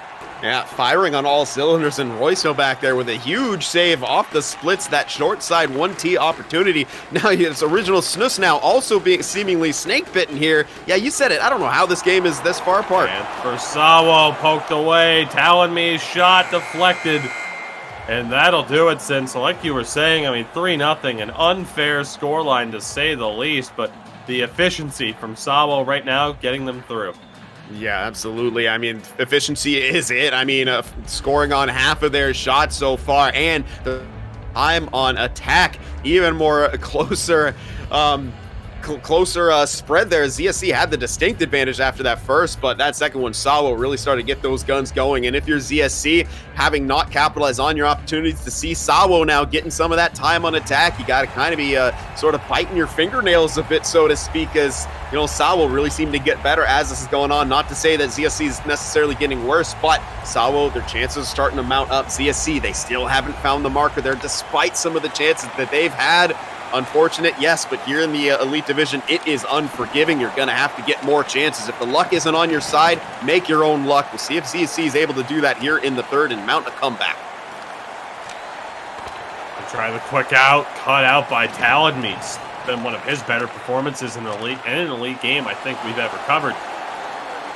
Chance there for Chrysitus. He cuts back, throws it across for Bunka, the leading scorer of this team. Again, good movement from Talonme. We pointed out SAWO as a team that could really push for a playoff spot off of what they did. Chance developing here for ZSC. Pass across. Roysto says no. Loose puck still in the crease. And the veteran netminder finds it. I mean, a defensive breakdown there, but you get a big save from the goaltender there. Yeah, we've said that a couple times. SAWO, you know, again, like they get one of their defensemen gets caught. ZSC on the transition, but once again, they're unable to get a goal out of it. Freeman there was on the one time, but didn't have himself positioned properly. Ended up backhanding it on net. Roysto stopped it. Good bit of defense there from Tony again, and I think we've seen that with ZSC. Games we've been able to cover this season, just a lot of unfortunate breaks. The Snus tried to play it to someone who wasn't there. Stretch pass here. Weagleson now. Good chop to keep it alive between the legs there. Might have been going for the hip check. Really liking what I'm seeing from SAWO right now. Aside from that defensive breakdown. And that pass. Yeah, the commentators curse alive and well. I mean, sometimes you wonder if we'd be better off not saying things at certain times. But that being said, SAWO once again entering the zone. Only commentate once the play is over. I don't think that's exactly what we're looking for here. But here we go. ZSC back in the attacking zone. Tony fends off the hit. Chance shot, scores. There's Freeman with the bomb and a half of a one-timer, top shelf. No stopping that one for Roysto. And finally, ZSC find their opening goal. Yeah, no post to hit on that one. An excellent shot from Freeman. Just an absolute howitzer, and not a whole lot that you can do if your Roysto moved over in time, but that puck had eyes.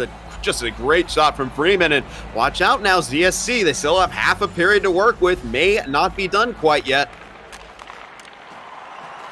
And again, 3-1 scoreline, maybe not indicative of how this game has played out. SAWO's offense looking this dangerous. I mean, ZSC, tough line to walk in terms of offense and defense. They got to go for it, though. They have a chance here. Thought they drew a trip. Haldeem was in the attacking zone. Smart move there for SAWO to settle things down. Big outlet pass. Weagleson got it over to Bunka, but they just mistimed it at the line.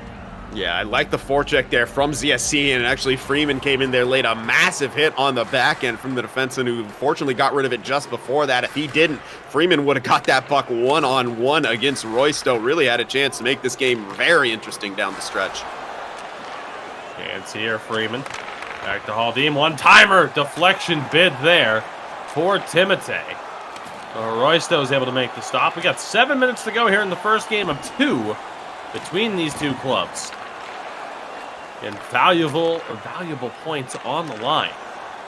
That pass intercepted. See what Snooze can do. The captain, the leading scorer, but nothing to do there. Great job by Tony to take away a very dangerous opportunity. SAWO back in possession. 5 minutes to play. Turnover here, though. Timotei to Freeman, scores!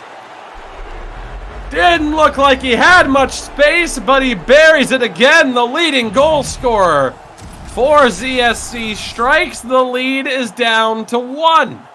Wow, and that SAWO maybe being trying to be a bit too cute in their own end leads to a turnover. What a pass from Timotei. You know, the no-look pass across the ice hits Freeman, who makes no mistake once again. We mentioned it. I mean, he's not going to hit the post. He's not going to waste too many of his opportunities. He gets 2 more there and 2 goals for it. ZSC only down by 1. SAWO Esports going to have to be careful now. This team, they're looking, ZSC are really looking fiery here down the stretch. 4 minutes to go here. Now it was a turnover from Nipsely. He giveth, he taketh. SAWO in the attacking zone, not able to hold it. At this point, is it too little too late, not capitalizing on those opportunities earlier in the game? It's too little too late for ZSC. They're in the attacking zone here. Coney dishes it down low. Timotei Snooze throws on a backhand. And Roysto makes the stop with 1:43 to play. You can see the plays, you can see the ideas that ZSC has. It's just if they can improve upon that execution just slightly, I can really see this team being a mainstay in the elite division. That's the play similar to what we see Philadelphia pulling off with that quick behind the net short side that we saw pass happening from oftentimes playmaker to Patzloff, and that's kind of what they're going for right there. Unfortunately, again, he got the backhand shot instead of the forehand. Had that shot come forehand, would have been a better angle and much more power on it. Could have maybe slipped in past Roysto. And then you think back to that 2-on-1 they had where Freeman got the backhand one-timer instead of, the full blast on it. Just little things like that if ZFC cleans up, they could really get more goals. Freeman had a good chance there. Big pass to EA Pompa. He has space, looking, taken away at the last moment. ZFC still has time. We're in the final minute here, though. Timotei loses it. Tony has it, throws it up and scores! Deflected by Snooze from 3-0 down. The ZSC Lions have tied it in the final minute. Unbelievable, Sid. Were they perhaps watching the last series? Because that was an IQ play. We'll call that a 200 IQ play coming out from ZSC here down the stretch, tying it up, the shot from the point, the deflection on original Snooze now gets the monkey off his back after 2 close calls of him. Don't find pay dirt. He finds perhaps the biggest goal of his season thus far. They tie it up in the last minute against SAWO. We got ourselves a game, Tugi. And what a shot by Tony, keeping that one along the ice. Perfect chance for it to be elevated, and it was. Here comes SAWO, though, down the other way. EA Pompa with a step poked away by Haldim. Still kept alive. Pompa has it again. Knocked loose, still fighting for it. Here's Freeman. Stretch pass up to Timotei, doesn't go. 20 seconds here. What a game. From 3-0 down. ZSC have tied it. An offside call here with just over 15 seconds to play. How important could this be? Both in a positive and negative way for the seasons here for these individual clubs. SAWO will have it. It's knocked loose, though. Freeman to Timotei. Has a bit of space taken away. Freeman not able to make a play on the puck. One more chance. Pompa has it knocked loose. ZSC battle back to secure a big-time point here against SAWO. I mean, it's a huge point. There's no understating just how important it was, not just for their season record to get back into this one, but for their mentality. You just came back a 3-0 deficit against a team like SAWO Esports, currently in a playoff position, and a team that should be pushing for playoff contention as well. A team that just 2-0'd Färjestad, who, as we have been maybe contemplating, are they part of a Big Four now here in this ECL Elite? You're ZSC. You just came back 3 goals down. I mean, that is absolutely huge for them throughout the course of this season. We could be witnessing the spark from ZSC for them to really become comfortable, find their stride here in the ECL Elite. I mean, just an absolute pleasure to watch. Just an exciting game that they've provided us here, and this is just the first one. We have another one to get to after this, but before we even think about that, we have another overtime, and My goodness, it could go either way in this one. I can't wait for this to get underway. I'm almost out of talking points. I don't even care. I just want the gameplay to come back. Here we go. You get a look. That first goal from Freeman that started the comeback off the post and in. I don't think they have time here to get you a look at the second one, but that turnover from Nipsely is what led to that second Freeman goal. And then again, was another keep into the attacking zone for ZSC. Coming off of 2 losses heading into this broadcast. Their 3rd game of the day. They pick up a point here that they desperately needed. And they shock SAWO at this stage. I mean, sitting the hockey math doesn't necessarily work out. SAWO beats Firestad twice, but loses to ZSC. I mean, it makes sense in terms of how these things play out. Just because you beat a top team doesn't mean you're not susceptible to dropping points to a team below you in the standings. As ZSC going to look to end it right here. Tony, the pass. Nobody there, ultimately. I think right there, man, you throw a backhand on. Who knows what might happen. SAWO in the attacking zone, off the legs of the defender. Handled well by Snooze. And indeed, I will shout out Sibelius. He was right. The camera actually follows the center, not the goaltender. Fair enough. How he plays on this camera, nobody knows. But he has a goal in this game and a good chance there. Roysto kept that one out. It's a turnover here. Timotei has that one knocked loose. Nipsely with a safe pass. Finds Bunka. Wiegelson over to Chrysitis. Back to Bunka. Still has it stopped by Chich. Big save there. Huge save right there with the patience. Oh, an aggressive play right there from, I believe that was Mr. Nipsely. If that pass got off, that would have been Timotei in alone against the goaltender. So high risk, potentially high reward here as SAWO's on the counterattack. Big hits from Freeman. He's a wrecking ball in center ice. But he takes a penalty there. It's going to be a charge. The 3rd hit was too many for the officials as he hit Nipsely. SAWO goes to the power play here. Again, ZSC entered play today with the 3rd worst. PK SAWO with a top half power play, but this one's going to go all the way down to Roysto to start things off. So a huge moment here for SAWO to recover and get that important extra point. Chance on the doorstep. Loose puck. Recovered by Tony, and he will clear that one out halfway through the man advantage here now. Let's see how it goes. Over the line. Chance for Chrysitis here. In front, scores! The pinching defender, it's Tawanmees. He finds the winner, and SAWO avoid disaster and pick up that extra point.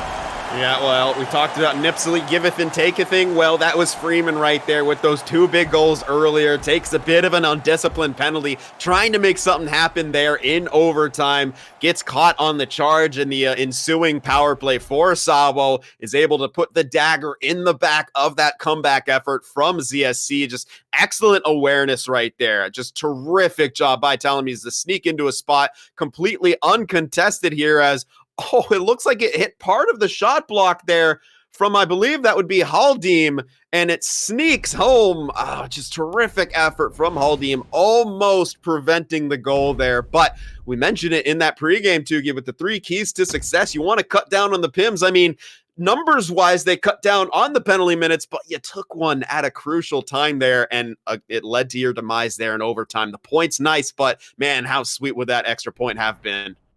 I mean, that's just a brutal, brutal break there to, go down to block a shot and have that happen. Certainly an argument as to why there should be more shot blocking and better shot blocking animations in the future of the NHL series. Something I've argued for on plenty of occasions. But that said, our first game is in the books. A lot to talk about here before we head into the second game. Before we do that, a quick word from our sponsors. We'll be back in just a moment. Minkä päällä lakukastike maistuu parhaalta? Ei voi tietää, ellei kokeile. Kouvolan lakritsi.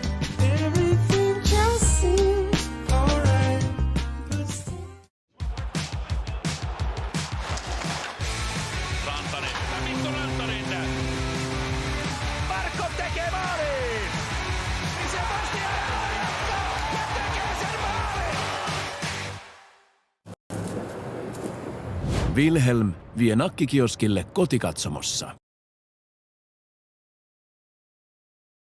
So same with that again. We are back. SAWO up 3-0. They blow the lead, but a power play goal from Talonese ends it. They still secure that extra point. I mean, for SAWO, really it was self-inflicted wounds towards the back half of the game that ultimately allowed ZSC to get back into it. So all things considered, I don't think it's too difficult for them to say, yeah, more of what we saw in the first two periods of play, as opposed to what happened there in the third. I don't think there's anything else aside from those self-inflicted wounds. It's, again, we'll get a look at the goals here, and you see how hot of a start they had, especially there, Nipsely, with that first goal. But you saw it was that aggressive attack from SAWO that led them to having success. From there, again, self-inflicted wounds, and maybe, dropping off a little bit in terms of the pressure that they were applying offensively that allowed this comeback here. Yeah, and honestly, the self-inflicted wounds, I would say, honestly, they did happen over the course of, the beginning of the game. That being said, ZSC couldn't capitalize on their chances. I think maybe that gave SAWO the false sense of security, as we're seeing here just how quickly that lead evaporated. This last goal here, just seemingly harmless shot from the point, but deflected in on that short side, something that we've seen a couple times already today. This time, it was the game-tying goal from ZSC, but here on the power play, it's SAWO. Tremendous awareness there from Talonese to jump into that play and get that game winner. Heartbreaker for ZSC, but you know what? You came close. You had other chances in that game that rang off the posts. I think if you're SAWO here, yeah, you had the lead early on, but there's still, I think, a few things to clean up there, because if all the chances that, that ZSC had that either went off the post, went in, you're not even talking about an overtime if you're SAWO. You're talking about a loss in regulation. So they got 2 points in a game where they could have got 0. So you got to be careful if you're SAWO. And if you're ZSC, a positive here, but you do leave that point on the table. It's a tough break for them. It was a very close game as well in terms of the shots. The hit advantage certainly went to ZSC, but the time on attack, even the face-off wins relatively close. I mean, Sin ultimately came down to the lone penalty of the game for Freeman. That was really just kind of unfortunate, all things considered. It wasn't a really egregious mistake on his part. But regardless there for ZSC, I mean, you mentioned it. They had good chances to the first two periods. It was just a matter of not capitalizing on them. It's tough to rule them out here, necessarily. Like, they are, at times, fairly consistently a tough team to get these points over. And as we saw, they have the ability to come back in situations like this. So I'm really intrigued to see what we see from them. And I think, it's another team where you say, hey, the willingness to just put the puck on net is never really necessarily a bad thing. I get the idea of possession. But at the end of the day, unless you're one of a few certain teams, possession is only going to get you so far. And maybe sometimes you do just got to settle for throwing pucks on net and looking for, the better bounces, essentially.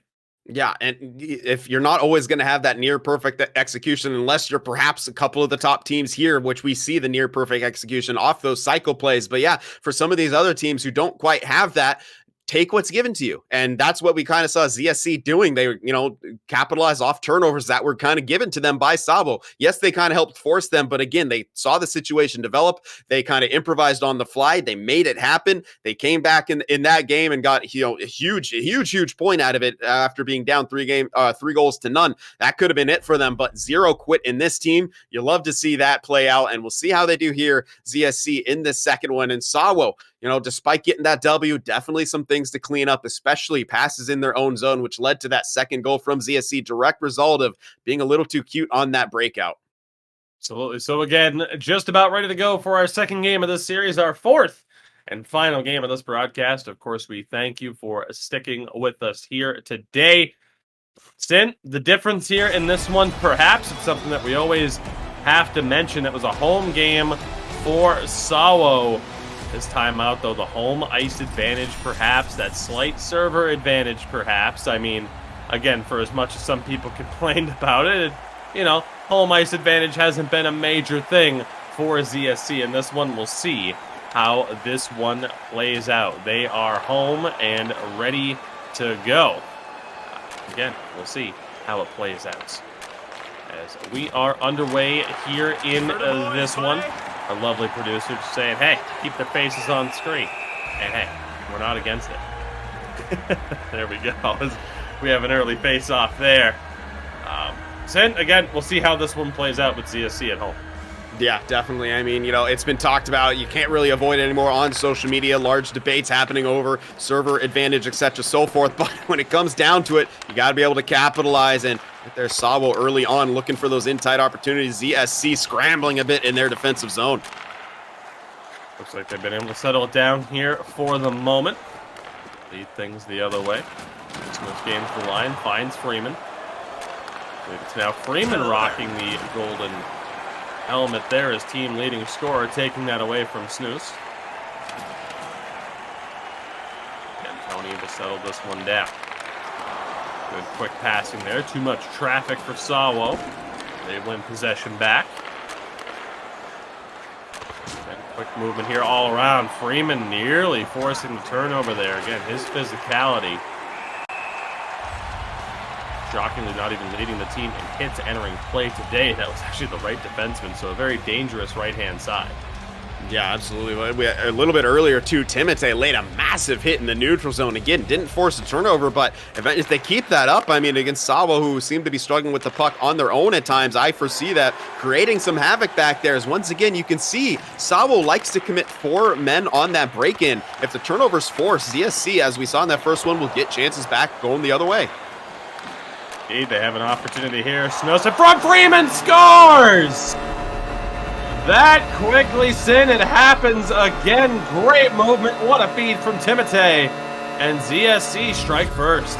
Yep, Freeman really seeming to get that goal-scoring stick on display, and that one, no posts available. As you can see, it starts with, bit of a turnover there. SAWO trying to force the issue. The puck all the way back. Terrific, 2 passes. Original Snooze. The sauce down low to Timotei, who kicks it back across. All alone in front is Freeman, and Roysto just can't get that pad on it as he slid across, and this time it's ZSC getting the early lead in this one, 1-0 in the first.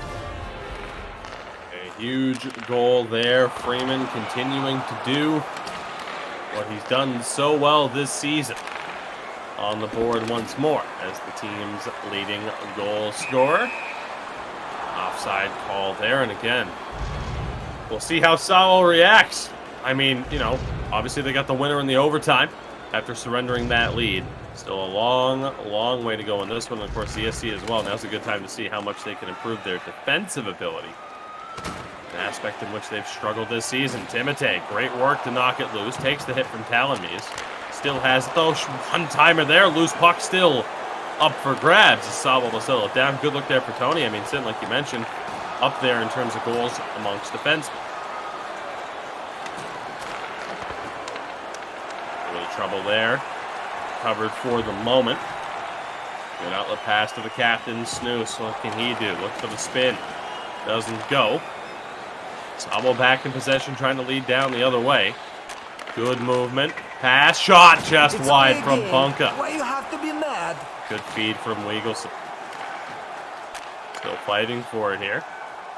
CSC going back down the other way. Space because of the pin. Shot. Didn't get all of it. Snooze has it. One-timer blocked down at the last moment. Very quick movement from ZSC. 6 minutes to go here in the first.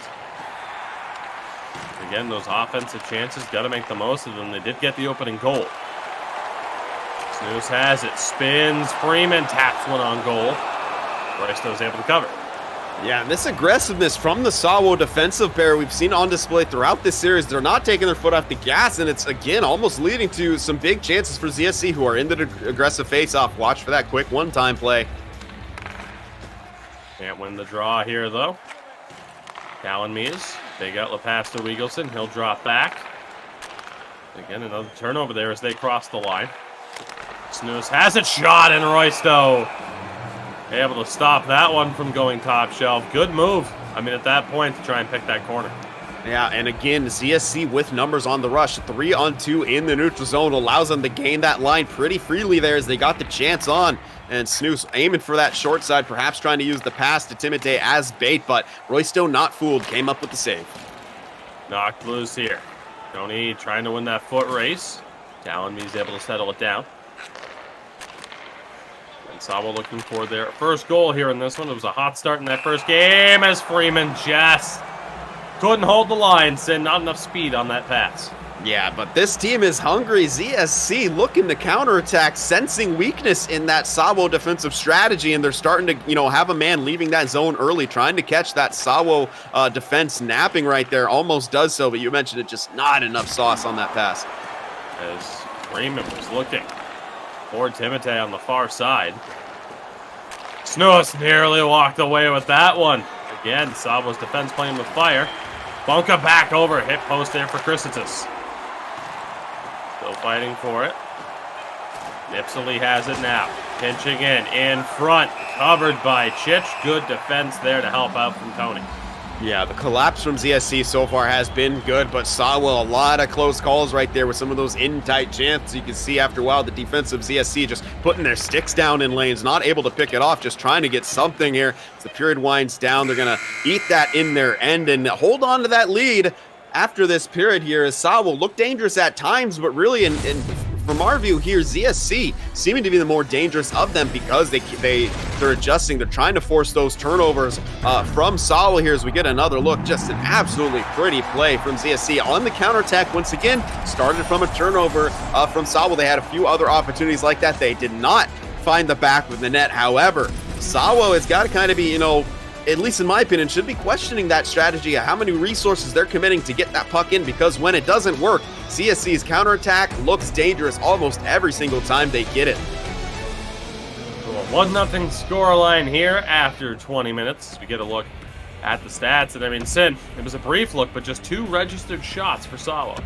Yeah, only those 2 registered shots there. Just 4 for ZSC too, and not a whole lot of time on attack. So very much a rush, a counterattack style here as we're seeing how it went to original Snus there. Terrific area sauce to get around the defender and fed that one back. It's a pretty play. Happens so quickly, bang, bang, bang. But really, when it comes to it, we can see ZSC, the ingredients that they possess. Really a team that could make their mark here in the ECL Elite. They got to keep working at it. Got to keep taking points away from teams like this to make sure that they stay in this division and continue to improve. So here we go. We move on. Early chance there for Bunker, perhaps. Tony able to stop that attempt. Timotei tried to rifle one in. Snus nearly got a piece of that one. Held in by Haldeem there on the right-hand side, but has trouble with Wiegelson. Here's the Bunka with speed. Still has it. Loose puck in front. Haldeem able to stop that one. So again, there's quick developing chances for both teams are there. Puck just through the crease. Tony on the pinch. Mentioning him a lot, of course, of these 2 games. Chrysitis finds Wiegelson. Now Bunka tries to go back. That's knocked loose. Here's Freeman able to find Timotei with a little bit of space. Drops back for Snus. Tried to find Freeman. Pass off the mark. Trouble there for Talonby's in the corner with Freeman, but he's able to survive it. Bunka's pass is picked off. ZSC trying to go back down the other way already. Bouncing puck. Timotei can't control. And a penalty coming up here again. 1 penalty was taken in that first game, ended up resulting in the OT game winner. It's Freeman taking a seat once more. Sin, they quickly clear it out. Yeah, that was a good face-off win from ZSC, who, if you saw that appear on the screen quite quickly, are losing that battle. But, they get the big win there to get the initial clear. SAWO, they were able to gain that zone again and set up. What a play! What a goal! SAWO strike on the power play. That was fantastic. And the goal for Chrysitis to tie this one up. Just terrific puck movement right there. And I thought for sure that shot was going to come from the point with how often SAWO seemed to want to capitalize on that. But if you're ZSC now, you got to kind of be wondering, oh my goodness, we've taken just 2 penalties, but it seemed to be quality over quantity as SAWO has capitalized on that power play again with some terrific puck movement. This time it gets him the tying marker right there as Chrysitis on that doorstep short side. Chich just looking like he was swimming in open water right there, nowhere to be found, and this game is all tied up. Our key for ZSC, the number one thing we mentioned, cut down on the penalties. They have. They've only taken 2, but they have surrendered a goal on each of the kills. Space here for Weagleson, knocked loose at the last moment. Here we go. Back in the attacking zone. The Lions have it only for the moment. Aldeem able to keep it in. Along the corner, in front. Maybe one pass too many. A good opportunity, good interception from Tony here, putting the ZSC squad right back in on the attack. Snus, though, has that pass intercepted. Haldeem, good recovery. Double teamed out of possession, though. A lot of pressure from SAWO right now on the blue line pairing. As Nipsely sees an icing call there. Helps him avoid a pretty rough situation. Yeah, that was a good attempt right there on the sauce, trying to hit Timotei, cutting across the ice there, just unable to kind of connect on that, and kind of surprisingly goes back for the icing, but SAWO looking for that one-time chance again. Another really good set play off the draw, just interrupted by the defense. Good movement here. Snook's not able to hold on to it, but wins it back. Freeman tried to go to Timotei. Too much traffic. Freeman again knocks it loose. Over the line, but again broken up. SAWO back in possession now. And a dump and chase here. A different look. Weagleson is able to get it, but turns it over. 6 minutes to go here in the second. Tied at 1. Pretty entertaining back and forth between these two teams so far. Drop back yet again. Weagleson has it. Sends it in. Chich forced to make the stop and covers. Yeah, so good looks from either of these teams, and, you know, I like the chances coming out. However, you know, neither team able to find the back of the net enough so far. That being said, though, another good offensive zone faceoff for SAWO. We'll see if they're able to win it. Good job. And it looks like it was going to be Haldeem trying to lead that rush, but a quick turnover here. SAWO back in the end. Not for long, though. 4 minutes to go now here. Tony has the puck with a bit of space. Throws it on. Roy still with the stop. And a chance. Freeman still fighting for it. Will come up with it. Pass across is intercepted. Get in the middle there. CSC trying to hold on to it, but that puck might as well be a pinball at this stage. Incredibly fast movement. Snooze has it. Freeman not able to pull it into the middle. We're going to hit the final minute of play here in the second period. One sent down. We'll have another icing call. Yeah, an interesting attempt from SAWO there. Maybe a bit of miscommunication as it was EA Bunka on the boards there. Just right as that sauce came, he sort of came off the boards, maybe expecting it a bit sooner here, but aggressive face-off coming out. Good win from SAWO there. So it looked like the stick lift, so they were going for the tie-up. 14 seconds there. And you're definitely not wrong. Battling for it. Chrysitis has it, draws the trip. Will they go 3 for 3? It's not Freeman this time. It's Snus, the center. Uncharacteristic penalty there for the captain. He does lead this team, though, I suppose, in penalties, but uncharacteristic for the timing. That shot's blocked down. We head to the third, tied at 1. Yeah, usually you'll see teams kind of put their stick check button away at the end of the period, but ZSC perhaps a little too worried about the late chance coming out from SAWO. They take another penalty. Now, the good news for them is it's split across 2 periods, so they'll get the neutral zone face-off here, but SAWO hasn't seemed to have too much issue on the power play gaining the zone, and once they do, I mean, that's kind of how the last one got established. They gained the zone, and it was a quick bang-bang play for that one-time opportunity. So if you're ZSC, now's the time. You have to get this penalty kill going because we get a look at it. They came in on the rush, set up quickly on the power play, and scored. So if you're ZSC, this is a huge chance for you to prove that you can kill a penalty. And if you're SAWO, what a huge chance for you to gain the advantage in this game. So here we go. Final period of regulation. Huge hit there. SAWO back in possession now. Plenty of time to work with. Bunka tried to send it across. Ever so dangerous for SAWO. Entered play today, tied for 3rd in goals across the entire Elite Division. SAWO SAWO one more time. Pompa has it knocked loose. Chrysitis not able to feed it through. Timotei clears. SAWO will have time for one more rush here on the man advantage. Game the line for the moment. Timotei knocks it loose. We're back to 5-on-5. Timotei has it. Freeman snuffs the shot. Second chance. Third chance doesn't go. Somehow, some way, Roysto. Calm and composed. Incredible chances for ZSC as the penalty expired. Just Talonmies. In front, shot scores! And Sin, that was the story of game 1. ZSC not able to take advantage of their chances. EA Pompa. Or actually, excuse me, was it Pompa on that one? It was. Excuse me, indeed. EA Pompa has another one.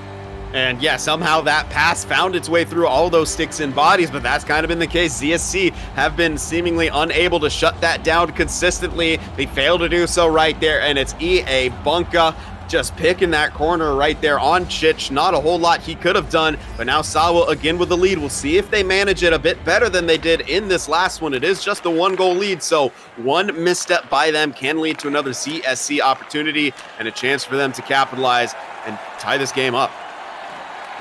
Well, again, I mean, we've seen their ability to come back. Snus Haldim just missed the far side.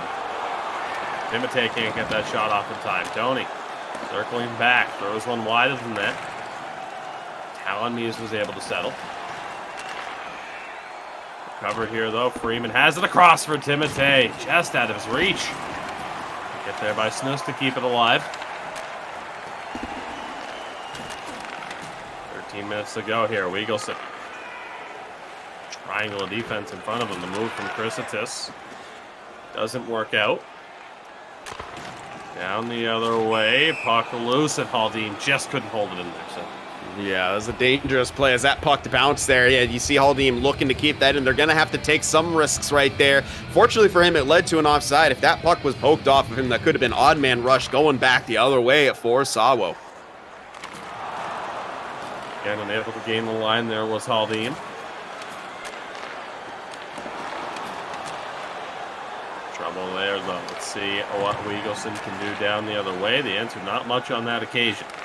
CSC scored first. 2 straight goals here, though. Puck off the back of the net. Covered by SAWO. Good quick movement to maintain possession. Extend to the other side. Good heads-up play there. Talonmies. On the back, Chrysitis, the wraparound. Nearly caught Chich off the post. Chrysitis still has it here in front. Weagleson not able to get a piece. 8.5 to go. ZSC running out of time. Here's Timotei. Able to get through the traffic. This one will go down for icing with 7:48 to go. And here's a huge chance if you're ZSC to establish your attack. Once again, you've looked good when you've had that zone. The trouble is getting those wins off the faceoff and holding it there. SAWO, with their aggression, have been able to get that puck out. Looking like they could win it again. They do come up with possession and immediately exit the zone. Tick-tock for ZSC here. Huge hit. 4 original Snus. They gain the line, but only for the moment. Here's EA Pompa. Slow things down and wait for help. Tony, though, forcing the issue. 6 minutes to go now. Snus trying to hold it, but again, just too much traffic for SAWO in defense. This time passed there, but then again, valuable time ticking off the clock. Yeah, and ZSC Esports are just throwing bodies around here. Neutral zone hit after neutral zone hit, trying to create a big turnover that they can capitalize on. Hasn't quite come of it yet, and yeah, you said it, the clock not their friends right now. Under 5 minutes to go, but SAWO, gotta look out for these. They're playing with it in their own zone. Remember, that led to a turnover and a goal in the last game. Get away with it here for the time being. It's time there. I think Timotei was looking for that pass back from Freeman. EA Pompa can't work his way through. Now just 3 minutes to go. Tony over the line. Timotei loses it. High danger scoring area. Turned over there by Snus. Weagleson fights for it. Good spin. Pompa scores! 1 turnover too many, Sin. Weagleson gets it to a dangerous area. Pompa recovers. Nothing Chich can do. And that should do it for this one. Yeah, that's just an unfortunate turn of events right there. If you're ZSC, I mean, well played, but what a spin move by Wiegelson there. Gets bumped off the puck, but guess who's there to take it? It's EA Bunka here. However, quick shot on net by ZSC and some physical play in front to sort of clear them out. Make sure if there is a rebound there, no blue jersey is getting a stick on that. Aggressive face-off once again. Let's see if they could do something with it. Bristow was able to make that stop. Face-off one, set play, poked away. Two-way play from Monk in this one. Smith has it here now. Looking, Freeman, one-timer goes wide. 50 seconds to play here. 3 unanswered goals from SAWO. Fortunately for ZSC, they didn't have a 3-0 lead, like we saw SAWO have in game 1. Puck just bouncing around. You can hear all the collisions with they're just getting knocked loose over and over. This one knocked into the ZSC zone. Hall Deem handles. Makes his way past Wiegelson, but the pass is off the mark. SAWO Esports on a phenomenal run of form right now. They will pick up another 4 points here for ZSC. A rough day at the office, all things considered. Yeah, I mean, they had that great comeback, failed to get the extra point. Looked like they were off to a good start in this one, but you know, their mistakes eventually caught up to them. But again, I mean, ZSC, they're a solid team. I like what we're seeing from them at times, but when the chips are all down, when they have a chance to get those big points, they just seem to come up short. So again, it's the ingredients are there, but they're unable to kind of make them into the perfect stew needed to push their way into that playoff position, but they're going to have to figure it out, or else they're going to find themselves in a relegation battle, which is simply not where you want to be. You want to make it to this division, then you got to stay in here, which is easier said than done, as SAWO shows them, you know, what it takes. Yes, they blew that lead, but they picked up that extra point in overtime. Yes, they went down early in this one, but they came back with 3 unanswered goals of their own and take that second one off of ZSC Esports. A big 4 points for SAWO, just 1 for ZSC Esports, and their season will continue to sort of kind of get harder and harder as it wears on. But if you're SAWO, you're now 8-6, firmly in that playoff position. I mean, 16 points on the season now. So a big result for SAWO here again as they continue to pick up momentum. ZSC, you can see that the building blocks are there, but at the end of the day, the results just not there consistently enough for them. We'll see how it continues to play out throughout this season. I mean, again, it might be a team that needs to fend off a relegation battle here, perhaps. Again, we'll see how it plays out as you get a look there. I mean, that's just one of those goals, Sim, where you can only say, well, what can you do? Yeah, I mean, it went through a ton of sticks, skates, and bodies right there. Puck seemingly having eyes right there. As we do apologize for a misstep on the call. We had a bit of the information wrong. That is a hat trick in that game for EA Bunka. I mean, just terrific effort from him. And, well, we mentioned him in that pregame, how dangerous he is. And, well, it came to roost there with a huge hat trick in the providing the 3 unanswered goals for SAWO in that second game. As we get another look at that, an incredible display of passing. And the lone goal here for ZSC Esports, it was the poke back and then the beautiful area sauce tic-tac back to the Freeman there for that one time. Unfortunately, that was as good as it got for ZSC in that game, and that seems to kind of be the storyline for their season so far. Good enough to be here, but when it kind of matters most, all of a sudden they can't seem to bury the puck. Multiple posts hit, multiple side of the nets hit, few turnovers too many in their own zone that SAWO was able to capitalize on, or collapses at the wrong time that SAWO sent it from the point. And when they thought the shot was coming from the point, oh, guess what? They send it back down low with 2 quick passes, and EA Bunka buries it on the one time. It's, ZSC, again, it's there. They just got to put together and execute.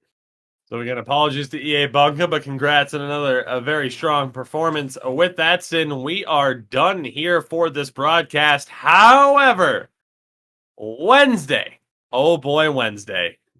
Can't wait to see this one, Sin. It is our version of El Clasico, as it is called. Philadelphia and Havu for their regular season head-to-head matchup. I am so glad that we get to call it as well. We will see Northern Ascendancy in action again as they will take on Vesa Pompa. So some action coming up on Wednesday that you're not going to want to miss. We hope to see you there for it. Sin, I mean, aside from one last look at the latest results here, again, pretty much good to go. It was an interesting day of action as things continue to develop. Of course, a huge day for SAWO, a rough day for ZSC Esports. And of course, there we have a result as well with EASHL taking a game off of Rusty Blades. So still a lot of ways that this season can pan out as we approach the midway point. Again, NHLGamer.com for all the information that you need. We hope to see you on Wednesday. Until then, have a good one. Take it easy. And we will see you then. Goodbye.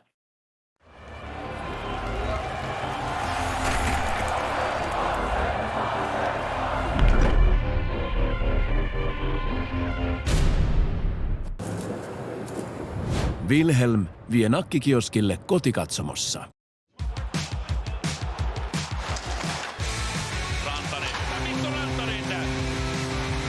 Marko tekee maalin! Sebastian ja tekee sen maalin! Minkä päällä lakukastike maistuu parhaalta? Ei voi tietää, ellei kokeile. Kouvolan lakritsi.